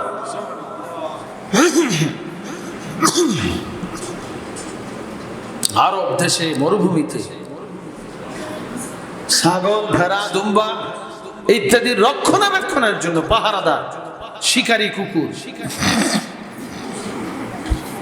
এখন অনেক ট্রেনিং প্রাপ্ত কুকুর দেখা যায় না, ওই যে আর্মিদের কাছে থাকে, আর্মি পুলিশ এদের কাছে অনেক সময় দেখা যায় বিভিন্ন রকমের প্রশিক্ষণ প্রাপ্ত আপনার কুকুর। তো এই যে শিকারী কুকুর ছাগল ভেড়া দুম্বা ইত্যাদিকে শিয়াল নেকড়ে ইত্যাদি থেকে রক্ষা করার জন্য, বাঁচানোর জন্য 12,000 ছিল শিকারী কুকুর। আল্লাহু আকবার। 12,000 যদি শিকারী কুকুর হয়, তাহলে কত হাজার বা লক্ষ লক্ষ হবে আপনার সেই ছাগল ভেড়া দুম্বা। এই যে লক্ষ লক্ষ বা বহু সংখ্যক ছাগল ভেড়া দুম্বা মাঠকে মাঠ ভরপুর, এইগুলোর অর্ধেক ওই মানবরূপী ফেরেশতা চাইলেন আপনাকে আবার আমি আল্লাহ নামের জিকির শোনাইতে পারি, অর্ধেক যদি আপনি আমাকে দান করতে পারেন। ইব্রাহিম আলাইহিস সালাম জবাব দিলেন যে ভাই আপনি আমাকে আল্লাহ নামের জিকির শোনান, আমি আপনাকে আমার অর্ধেক সম্পত্তি দান করে দিলাম। সুবহানাল্লাহ, অর্ধেক দিয়ে দিলাম, ছাগল ভেড়া দুম্বা অর্ধেক আপনাকে আমি দান করে দিলাম, তা তবু আপনি আমাকে আবার আল্লাহ নামের জিকির শোনান। কিতাবের ভিতরে এসেছে পূর্বের চাইতে আরো অনেক সুন্দর কণ্ঠে মানবরূপী ফেরেশতা আল্লাহর খলিল ইব্রাহিম আলাইহিস সালামকে আল্লাহ নামের জিকির শোনাইলেন। এইবার আল্লাহ নামের জিকির শোনার পরে ইব্রাহিম আলাইহিস সালাম উনি এমন একটা আশেক হয়ে গেলেন, এমন একটা অবস্থা সৃষ্টি হলো, আল্লাহর জন্য ইশকে মহব্বত অন্তরের ভিতরে আরো বহু গুণে বেড়ে গেল। সুবহানাল্লাহ। এইবার ডাক দেয়া বলে যে ভাই আবার আপনি আমাকে আল্লাহ নামের জিকির শোনান। কিন্তু মানবরূপী ফেরেশতা শর্ত লাগাই দিলেন, ওই আল্লাহর পয়গম্বর আপনাকে আবার আমি আল্লাহ নামের জিকির শোনাইতে পারি, বাকি অর্ধেক সম্পত্তি যদি আপনি আমাকে দিয়ে দিতে পারেন তাহলে আপনাকে আবার আমি আল্লাহ নামের জিকির শোনাইতে পারি। হযরত ইব্রাহিম আলাইহিস সালাম বললেন যে ভাই আমি বাকি অর্ধেক আপনাকে দান করে দিলাম, আপনাকে আমি দিয়ে দিলাম, তবু আপনি আমাকে আল্লাহ নামের জিকির শোনান। পূর্বের চাইতে বহু সুন্দর কণ্ঠে আল্লাহ নামের জিকির আবার ওই মানবরূপী ফেরেশতা শোনাইলেন। ইব্রাহিম আলাইহিস সালামের মনের ভিতরে আল্লাহর জন্য ইশক মহব্বত আরো বেড়ে গেল, কিন্তু বলতে তো পারতেছেন না, বলতে পারছেন না, যেহেতু আর তো সম্পদ নাই, অর্ধেক দুইবারে দেওয়া হয়ে গেছে, কিন্তু আবার তিনি শুনতে চাইছিলেন, কিন্তু আপনার সম্পদ তো নাই, কি দিয়ে শুনবেন? এইবার বলতেছে যে ভাই মাঠকে মাঠ ভরপুর ছাগল ভেড়া দুম্বা আমার যত সম্পদ এগুলো তো এখন আপনার, এইগুলো আপনি সব নিয়ে যান। এই কথা বলে হযরত ইব্রাহিম আলাইহিস সালাম বাড়ির দিকে রওনা দিলেন। যখন তিনি বাড়ির দিকে রওনা দিলেন, পিছন থেকে ডাক দিয়ে বলছে যে ওই আল্লাহর পয়গম্বর ইব্রাহিম আলাইহিস সালাম আপনি শুনেন। মানবরূপী ফেরেশতা কাছে গেলেন এবং বললেন যদিও আমি মানুষের ভেষে, কিন্তু আমি মানুষ না, আমি হইলাম আল্লাহ রাব্বুল আলামিনের একজন ফেরেশতা। সুবহানাল্লাহ। আপনাকে নিয়ে আসমানে ফেরেশতাদের ভিতরে আলাপ আলোচনা হচ্ছিল, আপনি যে আল্লাহর জন্য এত আশিক দেওয়ানা, আল্লাহর জন্য আপনি আগুনে নিক্ষিপ্ত হয়েছেন। নমরুদে আগুনে ফেলাইছিল কিনা ঘটনা জানা আছে না আমাদের কম বেশি। আল্লাহর জন্য আপনি আশিক দেওয়ানা, আল্লাহর জন্য অগ্নিতে নিক্ষিপ্ত হয়েছিলেন। এইভাবে আল্লাহ রাব্বুল আলামিন আপনাকে যত পরীক্ষা করেছেন, অনেক পরীক্ষা করেছেন নাকি? এই যে কোরবানি, কয়জন সন্তানকে আল্লাহ নামে কোরবানি দিতে পারে? হয়তো কোটি কোটি লোকের ভিতরে দু একজন পাওয়া যায় কিনা সন্দেহ আছে, কিন্তু আল্লাহর জন্য তিনি সন্তানকে কোরবানি করেছেন। এইভাবে ছোট্ট শিশুকে হযরত বিবি হাজরা আলাইহিস সালাম স্ত্রীকে এবং ছোট্ট শিশুকে নির্বাসনে দিয়েছিলেন আল্লাহ পাকের মহব্বতে, আল্লাহর হুকুম পালনার্থে। এইভাবে অনেক পরীক্ষা, সমস্ত পরীক্ষায় উনি 100-100 পেয়েছেন বলে সুবহানাল্লাহ। আল্লাহর জন্য এত আশিক দেওয়ানা। ফেরেশতাদের ভিতরে জল্পনা কল্পনা আলাপ আলোচনা হচ্ছিল। একদল ফেরেশতা বলছে আপনি আল্লাহ পাক যে আপনাকে এত ধন সম্পদ দিয়েছেন এই জন্য আল্লাহরে ভালোবাসেন, মহব্বত করেন। আরেক দল বলছে যে না না, এমনিতেই আপনি আল্লাহর জন্য আশিক দেওয়ানা। এইটা পরীক্ষা করার জন্য আল্লাহর হুকুম নেই, মানুষের ভেষ ধারণ করে আমি এই দুনিয়াতে এসেছি, আগমন করেছি পরীক্ষা করার জন্য। আপনি কি ধন সম্পদের মহব্বত আপনার অন্তরে বেশি নাকি আল্লাহর মহব্বত বেশি, এটা প্রমাণ করার জন্য। এখন প্রমাণ হয়ে গেল ধন সম্পদের চাইতে আল্লাহর মহব্বত বেশি। আল্লাহ নামের জিকির শুনে আপনি আপনার সমস্ত ধন সম্পদ দান করে দিয়েছেন। সুবহানাল্লাহ। তাহলে ধন সম্পদের চাইতেও আপনার মনের ভিতরে আল্লাহর মহব্বত কি বেশি, এটা প্রমাণ হয়ে গেল। কাজে আপনার এই ছাগল ভেড়া দুম্বা মাঠকে মাঠ ভরপুর সম্পদ এই মাল সম্পদ আপনার মাল আপনারই থাকবে, আপনি পরীক্ষায় উত্তীর্ণ হয়ে গেছেন বলেছি। তাহলে এখান থেকে শিক্ষা, দুনিয়ার সবকিছুর চাইতে মাল সম্পদের চাইতে হযরত ইব্রাহিম আলাইহিস সালামের অন্তরের ভিতরে আল্লাহর জন্য মহব্বত ছিল বেশি, কম না বেশি? বেশি ছিল। কাজে এখান থেকে আমাদের জন্য এক বিশেষ শিক্ষা, আল্লাহর মহব্বত বাড়ি ঘর জায়গা জমি ধন সম্পদ টাকা পয়সা ইত্যাদি সবকিছু চাইতে বেশি রাখতে হবে। কার মহব্বত? আল্লাহর মহব্বত। এরপর আল্লাহ পাক সূরা তাওবার আপনার 24 নম্বর আয়াতে বলে দিয়েছেন রসুলের মহব্বত। রসুল বর্তমানে নায়েব রসুল শামিল। আর আল্লাহর পথে জিহাদের মর্ম, আল্লাহর পথে পূর্ণাঙ্গ দিন জারি কায়েমের জন্য জান মাল দিয়া চেষ্টা সাধনা সংগ্রাম জিহাদ করা, এই তিনের মহব্বত দুনিয়ার সবকিছু চাইতে বেশি হতে হবে। আল্লাহর মহব্বত, রসুল নায়েব রসুলের মহব্বত এবং আল্লাহর দিনের মহব্বত। সংক্ষেপে আল্লাহর পথে জিহাদের মর্ম, আল্লাহ দিনের জন্য জানমাল দেওয়ার চেষ্টা সাধনা, এই তিনের মহব্বত পিতার চেয়ে বেশি হওয়া লাগবে কিনা? পিতার চেয়ে কম হবে না বেশি হবে? সন্তানের চেয়ে কম হবে না বেশি হবে? আল্লাহর মহব্বত, রসুল নায়েব রসুল এবং দিনের মহব্বত বাড়ি ঘরের চেয়ে বেশি হবে না কম হবে না বেশি হবে? অবশ্যই বেশি হতে হবে।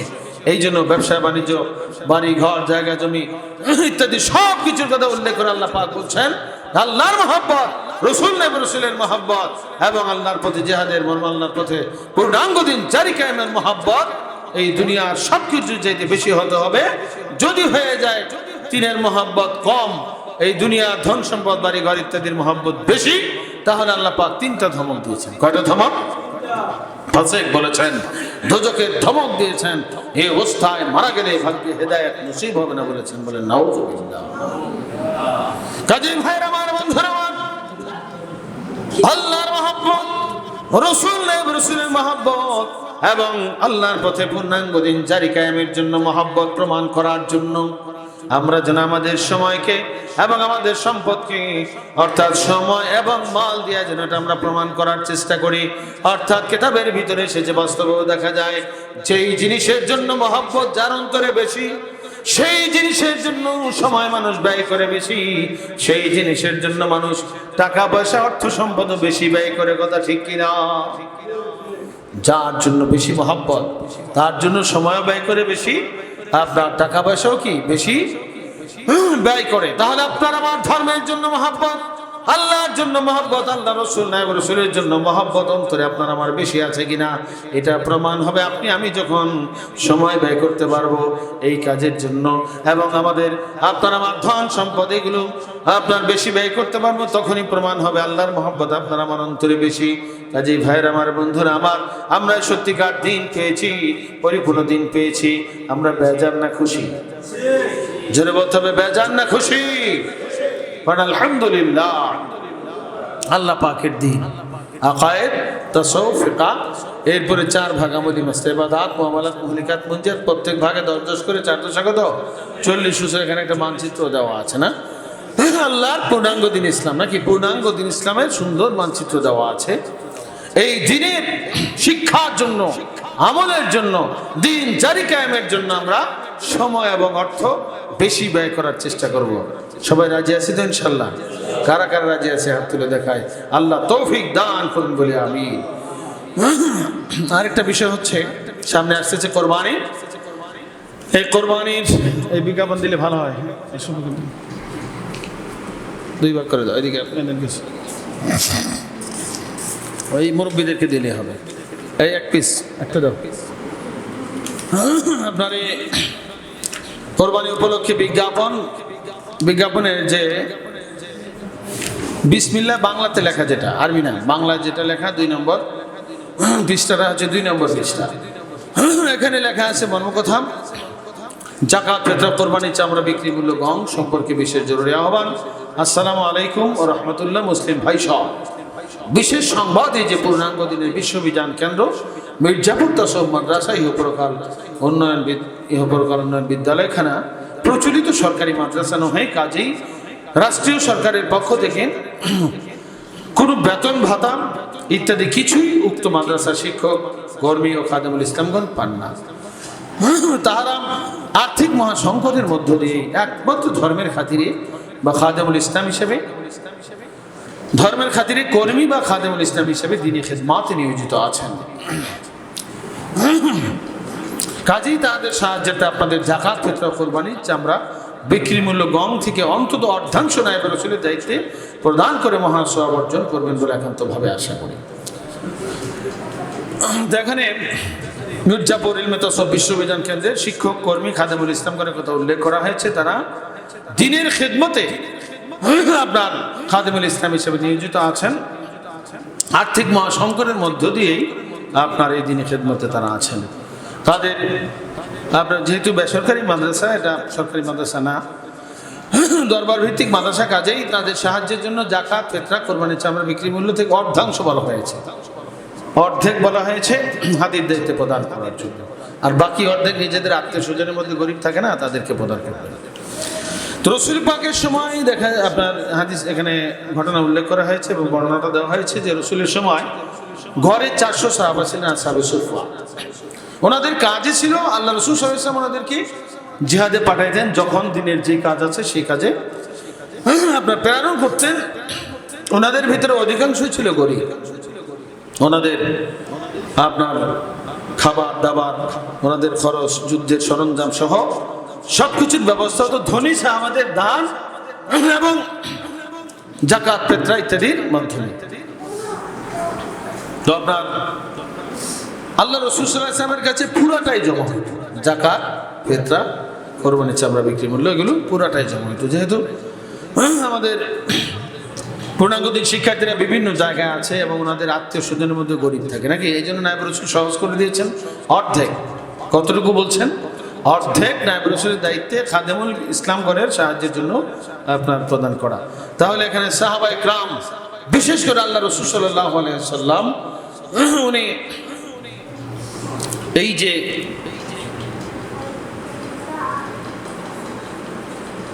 আসহাবে সুফফাদের জন্য যে বিশেষ করে আপনার গরিব এবং আরো যত আপনার ইসলামী রাষ্ট্র আল্লাহ রাসূল সাল্লাল্লাহু আলাইহি ওয়াসাল্লামের হাতে ছিল, আপনার ছিল, যার জন্য উনি পুরা ইসলামী রাষ্ট্রের ভিতরে কারা গরিব, কোন পর্যায়ের গরিব, বেশি গরিব, আপনার মধ্যম পর্যায়ের, আবার কম, এটা আপনার হিসাব করে আল্লাহ রাসূল সাল্লাল্লাহু আলাইহি ওয়াসাল্লাম প্রদান করতেন। বিশেষ করে আসহাবে সুফফাদেরকে প্রদান করতেন।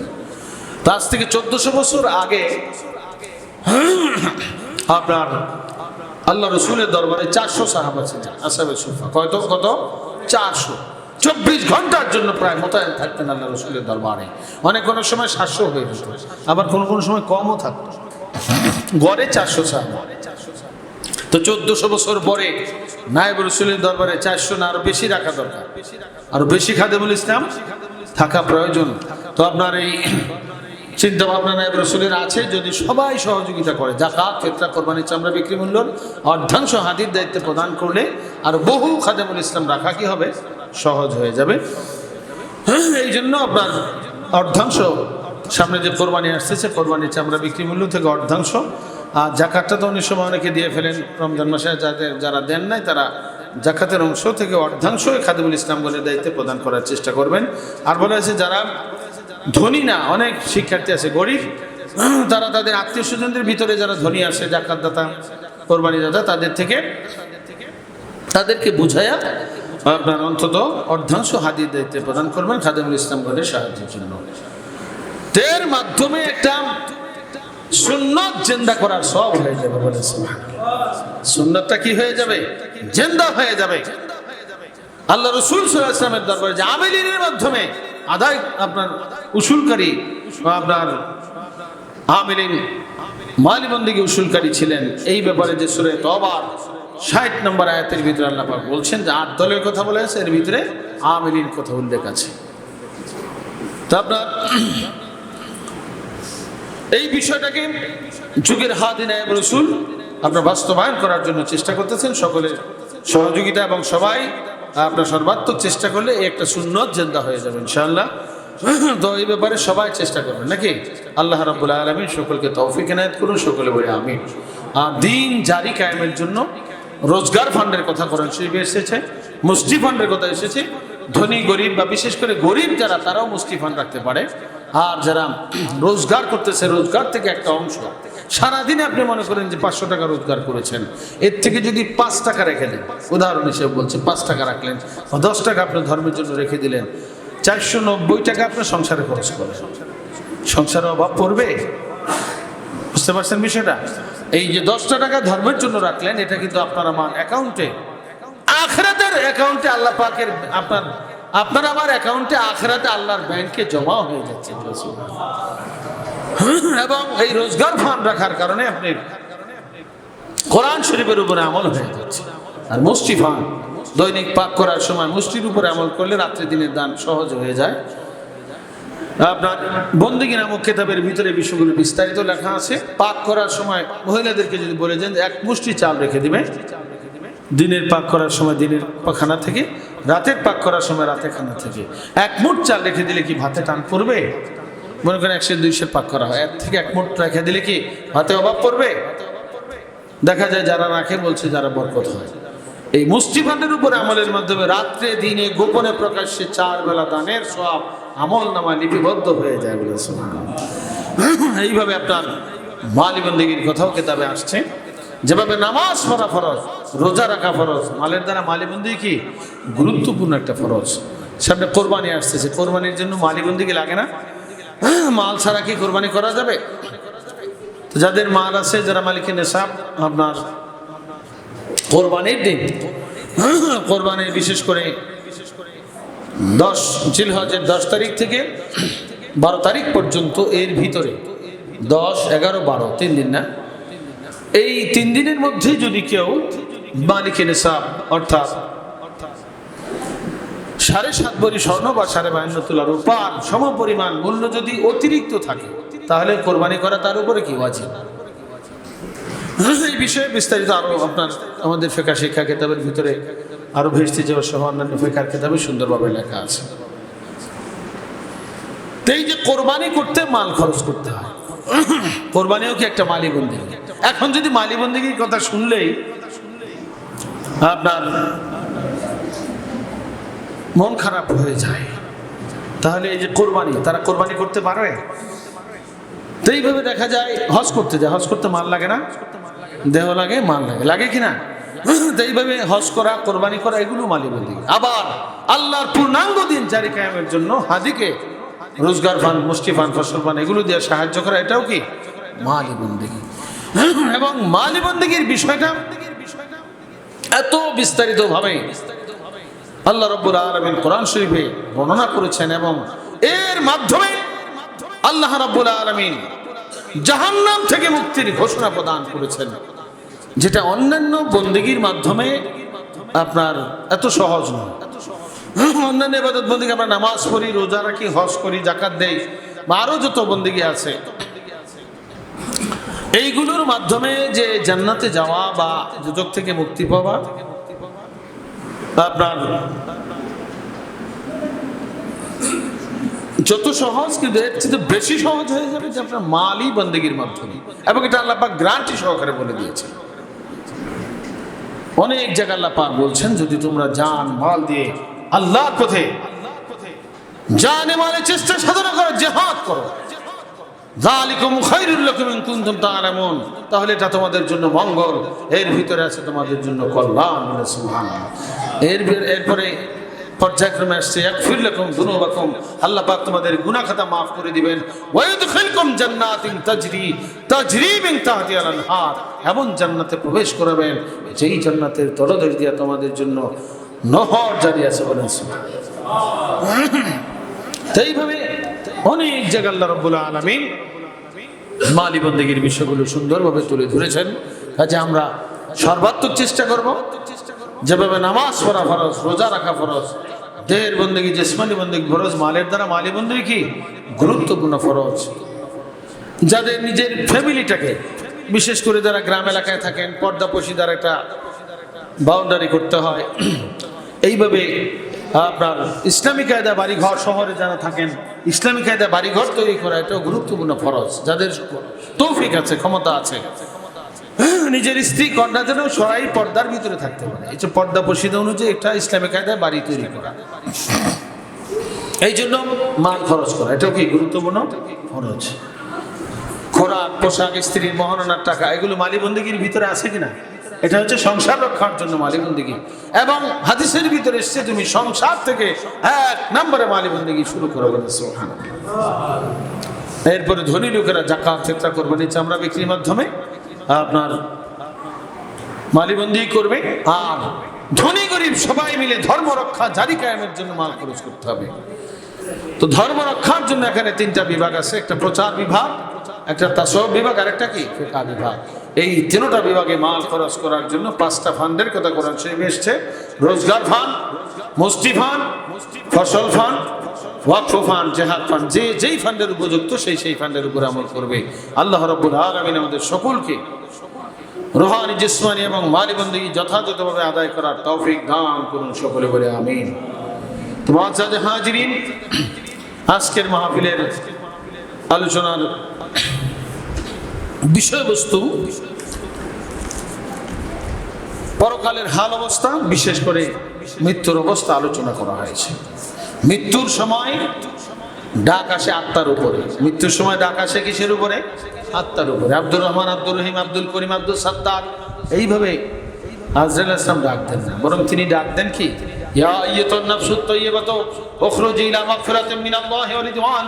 হে পাক পবিত্র আত্মা, তুমি আল্লাহর ক্ষমার দিকে, আল্লাহর মাগফিরাতের দিকে, আল্লাহর দয়ার দিকে, মেহেরবানির দিকে বেরিয়ে আসো বলে সুবহানাল্লাহ। যদি আত্মাটা পবিত্র থাকে, পবিত্র আত্মা বলে। আর যদি আত্মাটা খারাপ থাকে, অপবিত্র থাকে, আত্মার তাসাউফ হাসিল করে নাই, তাহলে ইয়া আইয়াতুন নাফসুল খাবিসা উখরুজি ইলা সাখাতিন মিনাল্লাহ বলেন নাউযুবিল্লাহ। ডাক দেন, হে অপবিত্র আত্মা, তুমি আল্লাহর রাগ, গোসার দিকে, আল্লাহর গজবের দিকে বেরিয়ে আসো বলেন নাউযুবিল্লাহ। তাহলে আজরাইল ইসলামের পবিত্র আত্মার ডাক আমরা শুনতে চাই, সবাই চাই কিনা? আজরাইল ইসলাম মৃত্যুর সময় এসে ডাক দেও, ইয়া আইয়াতুন নাফসুত তাইয়্যিবা, হে পাক পবিত্র আত্মা, তুমি আল্লাহর রহমতের দিকে, আল্লাহর ক্ষমার দিকে বেরিয়ে আসো। এই ডাকটা আমরা শুনতে চাই সবাই। কারা কারা শুনতে চাই একটু হাত তুলে দেখায়। আল্লাহ তৌফিক দান করুন বলে আমিন। এই ডাক শুনতে হলে আত্মাকে পবিত্র করতে হবে। আত্মাকে পবিত্র করার জন্য তাসাউফ শিখতে হবে। তাসাউফ শিখতে হলে তাসাউফের ওস্তাদ লাগবে। ওস্তাদ ছাড়া কি শিক্ষা কোন সম্ভব? আত্মশুদ্ধির জন্য একজন কামেল মুর্শিদ তালাশ করতে হবে। ওয়ালিযালিকা তালবু আহলিত তালকিনি লিহায়াতিল কলবি ফারদুন। বরফির আব্দুল কাদের জিলানী রাহমাতুল্লাহ আলাইহি তিনি উল্লেখ করেছেন, অন্তরকে শুদ্ধ করার জন্য একজন কামেল মুর্শিদ তালাশ করা ফরজ বলে সুবহানাল্লাহ। আত্মশুদ্ধির জন্য কামেল মুর্শিদ তালাশ করা নফল না ফরজ? আজ থেকে 900 বছর আগে সিরুল আসরার নামক কিতাবের ভিতরে বরফির আব্দুল কাদের জিলানী রাহমাতুল্লাহ আলাইহি তিনি এই কথাটা উল্লেখ করেছে কোরআন হাদিসের দলিলের মাধ্যমে। অন্তঃশুদ্ধির জন্য একজন কামেল মুর্শিদ তালাশ করা কি ফরজ। কোরআন হাদিসের আর অসংখ্য আয়াত আছে, দলিল আছে, হাদিস আছে। ইন্নী বুইস্তু মুআল্লিমান, নবীজি বলেছেন আমি শিক্ষক হিসেবে প্রেরিত হয়েছি। বুইস্তু লিউতাম্মিমা মাকারিমাল আখলাক, মানুষের আখলাক চরিত্র সংশোধন করার জন্য, মানুষের আত্মশুদ্ধি করার জন্য। হাদিসের মর্ম কথা, আল্লাহ পাক আমাকে দুনিয়াতে প্রেরণ করেছেন বলে সুবহানাল্লাহ। অনেক উদ্দেশ্য আছে, এর ভিতরে একটা উদ্দেশ্য বুইস্তু লিউতাম্মিমা মাকারিমাল আখলাক, মানুষের আখলাক চরিত্রকে পূর্ণতা দান করার জন্য, অর্থাৎ তাসাউফ যেন মানুষ হাসিল করতে পারে, এই তাসাউফ শিক্ষা দেওয়ার জন্য আল্লাহ রাব্বুল আলামিন আমাকে দুনিয়াতে প্রেরণ করেছেন। তো নবী আমরা পাই না, নবীর বর্তমানে নায়েবে নবীর মাধ্যমে আত্মশুদ্ধির এই তাসাউফের মাসলা শিক্ষা গ্রহণ করতে হবে। উস্তাদের মাধ্যমে কি এই আত্মশুদ্ধি শিক্ষা করা লাগবে। এই উস্তাদ গ্রহণ করার জন্য, বিশেষ করে আত্মশুদ্ধির জন্য বলখের বাদশাহ ইব্রাহিম ইবনে আদহাম রাজ তক্ত ছেড়ে দিয়ে তিনি 3 যুগ 36 বছর পীরের দরবারে খেদমত করেছিলেন। এমনকি পীরের দরবারে তিনি পায়খানার টাট্টি পর্যন্ত সাফ করেছিলেন তাসাউফ হাসিল করার জন্য। বলখের বাদশাহী ছেড়ে দিয়েছেন। এর অনেক ঘটনা আছে। একদিন তিনি ফুলের বিছানায় শুয়ে আছেন, উনি ছাদের উপরে হঠাৎ শুনতে পেলেন মানুষ হাঁটা চলা করছে। ডাক দিলেন, ছাদের উপরে কে আছো? ইব্রাহিম ইবনে আদহাম ডাক দিয়েছেন, বাদশা তো, ছাদের উপরে কে? ছাদের থেকে আওয়াজ আসছে, ছাদের উপরে আমি একটা নাম বলছি, ছাদের উপরে তুমি কি করছো? বলছে যে আমি উট তালাশ করি। তখন ফেরেশতা, আপনার ওই যে আসলে মানুষের ভেষে হয়তো ফেরেশতা হবে, ইব্রাহিম ইবনে আদহাম তিনি বললেন যে ছাদের উপরে উট পাওয়া যায় নাকি? এটা তো আহাম্মকি ছাড়া কিছু না। ছাদের উপরে তো উট তালাশ করে যারা আহাম্মক। তখন সেই ছাদের উপর থেকে জবাব এসেছে, ছাদের উপরে যেইভাবে উট পাওয়া যায় না, উট পাওয়া, উট তালাশ করে এটা আহাম্মকি। ফুলের বিছানায় শুয়ে থেকে আল্লাহকে পাওয়া এটাও আহাম্মকি। বললাম বাহ। তখন ইব্রাহিম আদহাম উনি বুঝতে পারেন আসলে তো ঘটনা ঠিক, আমি যে ফুলের বিছানায় শুয়ে আছি, সুন্দর শাহী বিছানায় শুয়ে তো আল্লাহকে পাওয়া যায়। এই জন্য তিনি জঙ্গলে জঙ্গলে ঘুরতেছিলেন। সে জঙ্গলে ঘুরে ঘুরেও এক পর্যায়ে জঙ্গল থেকে অদৃশ্যভাবে আপনার জঙ্গলে এক পর্যায়ে আপনার কুদরতি আওয়াজ ভেসে আসছে যে হে ইব্রাহিম আদহাম, তুমি ফুলের বিছানা ছেড়ে জঙ্গলে এসেছো। জঙ্গলে তুমি আল্লাহকে পাবে না, বরং কামেল মুর্শিদের দরবারে গেলে তুমি আল্লাহকে পেয়ে যাবে। রসুলের দরবারে যেভাবে সাহাবায়ে কেরাম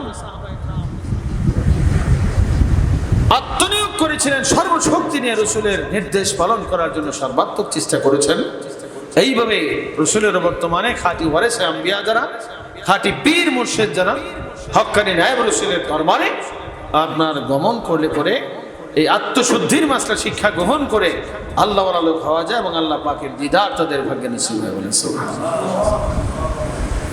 এইভাবে ইয়ামেন দেশের বাদশাহ ছেলে বাদশাহ শাহজালাল রহমতুল্লাহ আলাইহির কাছে রাজত্ব ছেড়ে দিয়ে তাসawwুফ শিক্ষার জন্য চলে এসেছিলেন। বলে সুবহানাল্লাহ। এটা আপনার এই আহওয়াল আখিরাত কিতাবে সুন্দরভাবে লেখা আছে। কিন্তু দেখা যায় এখন সামান্য কিছু ত্যাগ স্বীকার করতে মানুষ চায় না। চিন্তা করে যে আজকে যদি দোকান বন্ধ করে 2-3 ঘন্টার জন্য চলে আসি, তাহলে হয়তো আমার ব্যবসা লস হয়ে যেতে পারে, বেচা কিনা কম হবে, এরকম চিন্তা অনেকের আছে কিনা? এই সমস্ত চিন্তা মনের থেকে বাদ দিতে হবে। বাদশাহী ছেড়ে দিতে পারে তাসawwুফ হাসিলের জন্য, আর মাসে একটা দিন তাও 3-4 ঘন্টার জন্য আমি ব্যয় করতে পারবো না। তাহলে ইব্রাহিম ইবনে আদহামকে যদি হাসরের ময়দানে আপনার আমার সামনে হাজির করা হয় এবং ইয়ামান দেশের বাদশার ছেড়ে বাদশাকে যদি হাজির করা হয়, রাজতত্ত্ব তারা ছেড়ে দিয়েছিল, বলকের বাদশাহী ছেড়ে দিয়ে পীরের খেদমত করেছিল, এইভাবে 3 যুগ পীরের দরবারে ছিল, এমনকি পায়খানার টাট্টি সাফ করেছিল তাসawwুফ হাসিল করার জন্য।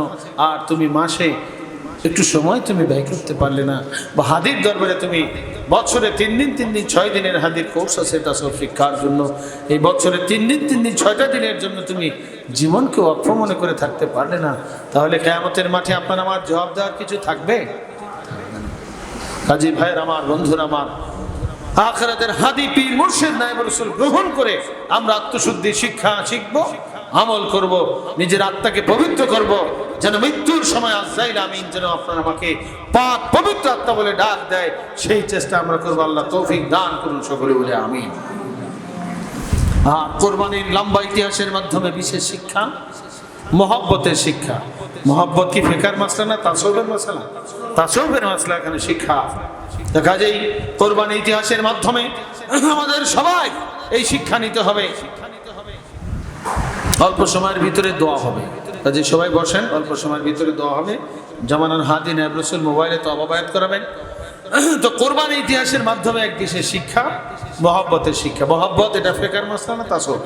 তাসawwুফের মাসলা। কাজে সবার উচিত কোরবানি করার পাশাপাশি ঈদুল আজহার নামাজ পড়ার সাথে সাথেই যেন আমাদের সমস্ত মুসলমানদের এই চিন্তা ফিকির করা উচিত এবং বলা উচিত ছিল যে চলুন আমরা আত্মশুদ্ধির জন্য, যেহেতু কোরবানির ইতিহাসের মহব্বতের মাসলা, মহব্বত ইলমে তাসাউফের বিষয়, কাজে তাসাউফ হাসিল করার জন্য, আত্মশুদ্ধি অর্জন করার জন্য, মহব্বত শিক্ষার জন্য আখিরাতের একজন উস্তাদ নায়েব রাসূল আমরা গ্রহণ করি। সবাই মিলে হাদির দরবারে চলুন, এরকম ঘোষণা হওয়া দরকার ছিল কিনা? আর এখান থেকে আপনার পিতাকে মান্য করার শিক্ষা, আপনার এইভাবে হাদিকে মান্য করার শিক্ষা আছে, এইভাবে আপনার শয়তানের সাথে যুদ্ধ, আল্লাহর মহব্বতের শিক্ষা, ইলমে তাসাউফ হাসিল করার শিক্ষা আছে। আপনার ছেলে সন্তানদেরকে আল্লাহওয়ালা বানানো, হাদির কাছে দ্বীনি ইলম শিক্ষার জন্য ভর্তি করানো, এই ব্যাপারে অনেক অনেক উপদেশ আছে কোরবানির ইতিহাসের মাধ্যমে। এবং ত্যাগের শিক্ষা, নিজের প্রিয় বস্তু ধর্মের জন্য উৎসর্গ করা। আপনার আখরাতের হাদি নায়েব রাসূলকে গ্রহণ করে, কিন্তু আখরাতের হাদিকে উস্তাদ খরচ দেওয়া বা শিক্ষা খরচ দেওয়া এটা যে ওয়াজিব খেতে ফরজের সমতুল্য, এই ব্যাপারে অনেকে উদাসীন। এই বিষয়গুলো আমাদের বুঝতে হবে, জানতে হবে, শিখতে হবে, আমল করতে হবে। হাদির দেওয়া কর্মসূচি বাস্তবায়নের জন্য আমরা সবাই যেন চেষ্টা করি এবং পূর্ণাঙ্গ দিন শিখি, আমল করি। পূর্ণাঙ্গ দিনের 30খানা পাঠ্য কিতাব আছে, এই কিতাবগুলো আমরা যথাসাধ্য পড়ার চেষ্টা করব। দৈনিক 1 ঘন্টা, না পারলে আধা ঘন্টা, তাও সম্ভব না হলে কয়টা মাসলা দৈনিক যেন আমরা একটা মাসলা শিক্ষা করার চেষ্টা করি। যেমন জাহেরি বাতিনি গুনাহ হইতে ফিরিয়া থাকার নাম কি? তওবা। অল্প সময়ের ভিতরে হয়ে যায়, যায় কিনা? ওযুতে কয় ফরজ? 4। আপনার ওযুতে 4 ফরজ। আর খান আগাম কত ফরজ? 13 ফরজ। তায়াম্মুমের ভিতরে কয়টা ফরজ আছে? 3টা ফরজ আছে। গোসলে কয়টা ফরজ? 3টা ফরজ। এইভাবে আমরা যদি দৈনিক একটা করে মাসলা শিখি তাহলে 30 দিনে 30টা মাসলা হয়ে যাবে। 2টা করে শিখলে 60টা হয়ে যাবে। তো আপনার এখানে সুন্দর ব্যবস্থা আছে। আপনার দৈনিক কখন শিক্ষা দেওয়া হয়? তালিমটা বাদ মাগরিব হয়, বাদ এশাও হয় না, বাদ এশা বাদ মাগরিব।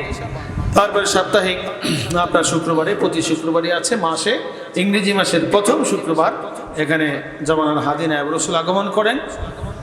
যেহেতু কোরবানির সামনে শুক্রবারে, কোরবানির সাথে কোরবানির আগের দিন হওয়ার কারণে 1 সপ্তাহ আগে দেওয়া হয়েছে, 30 তারিখে দেওয়া হয়েছে।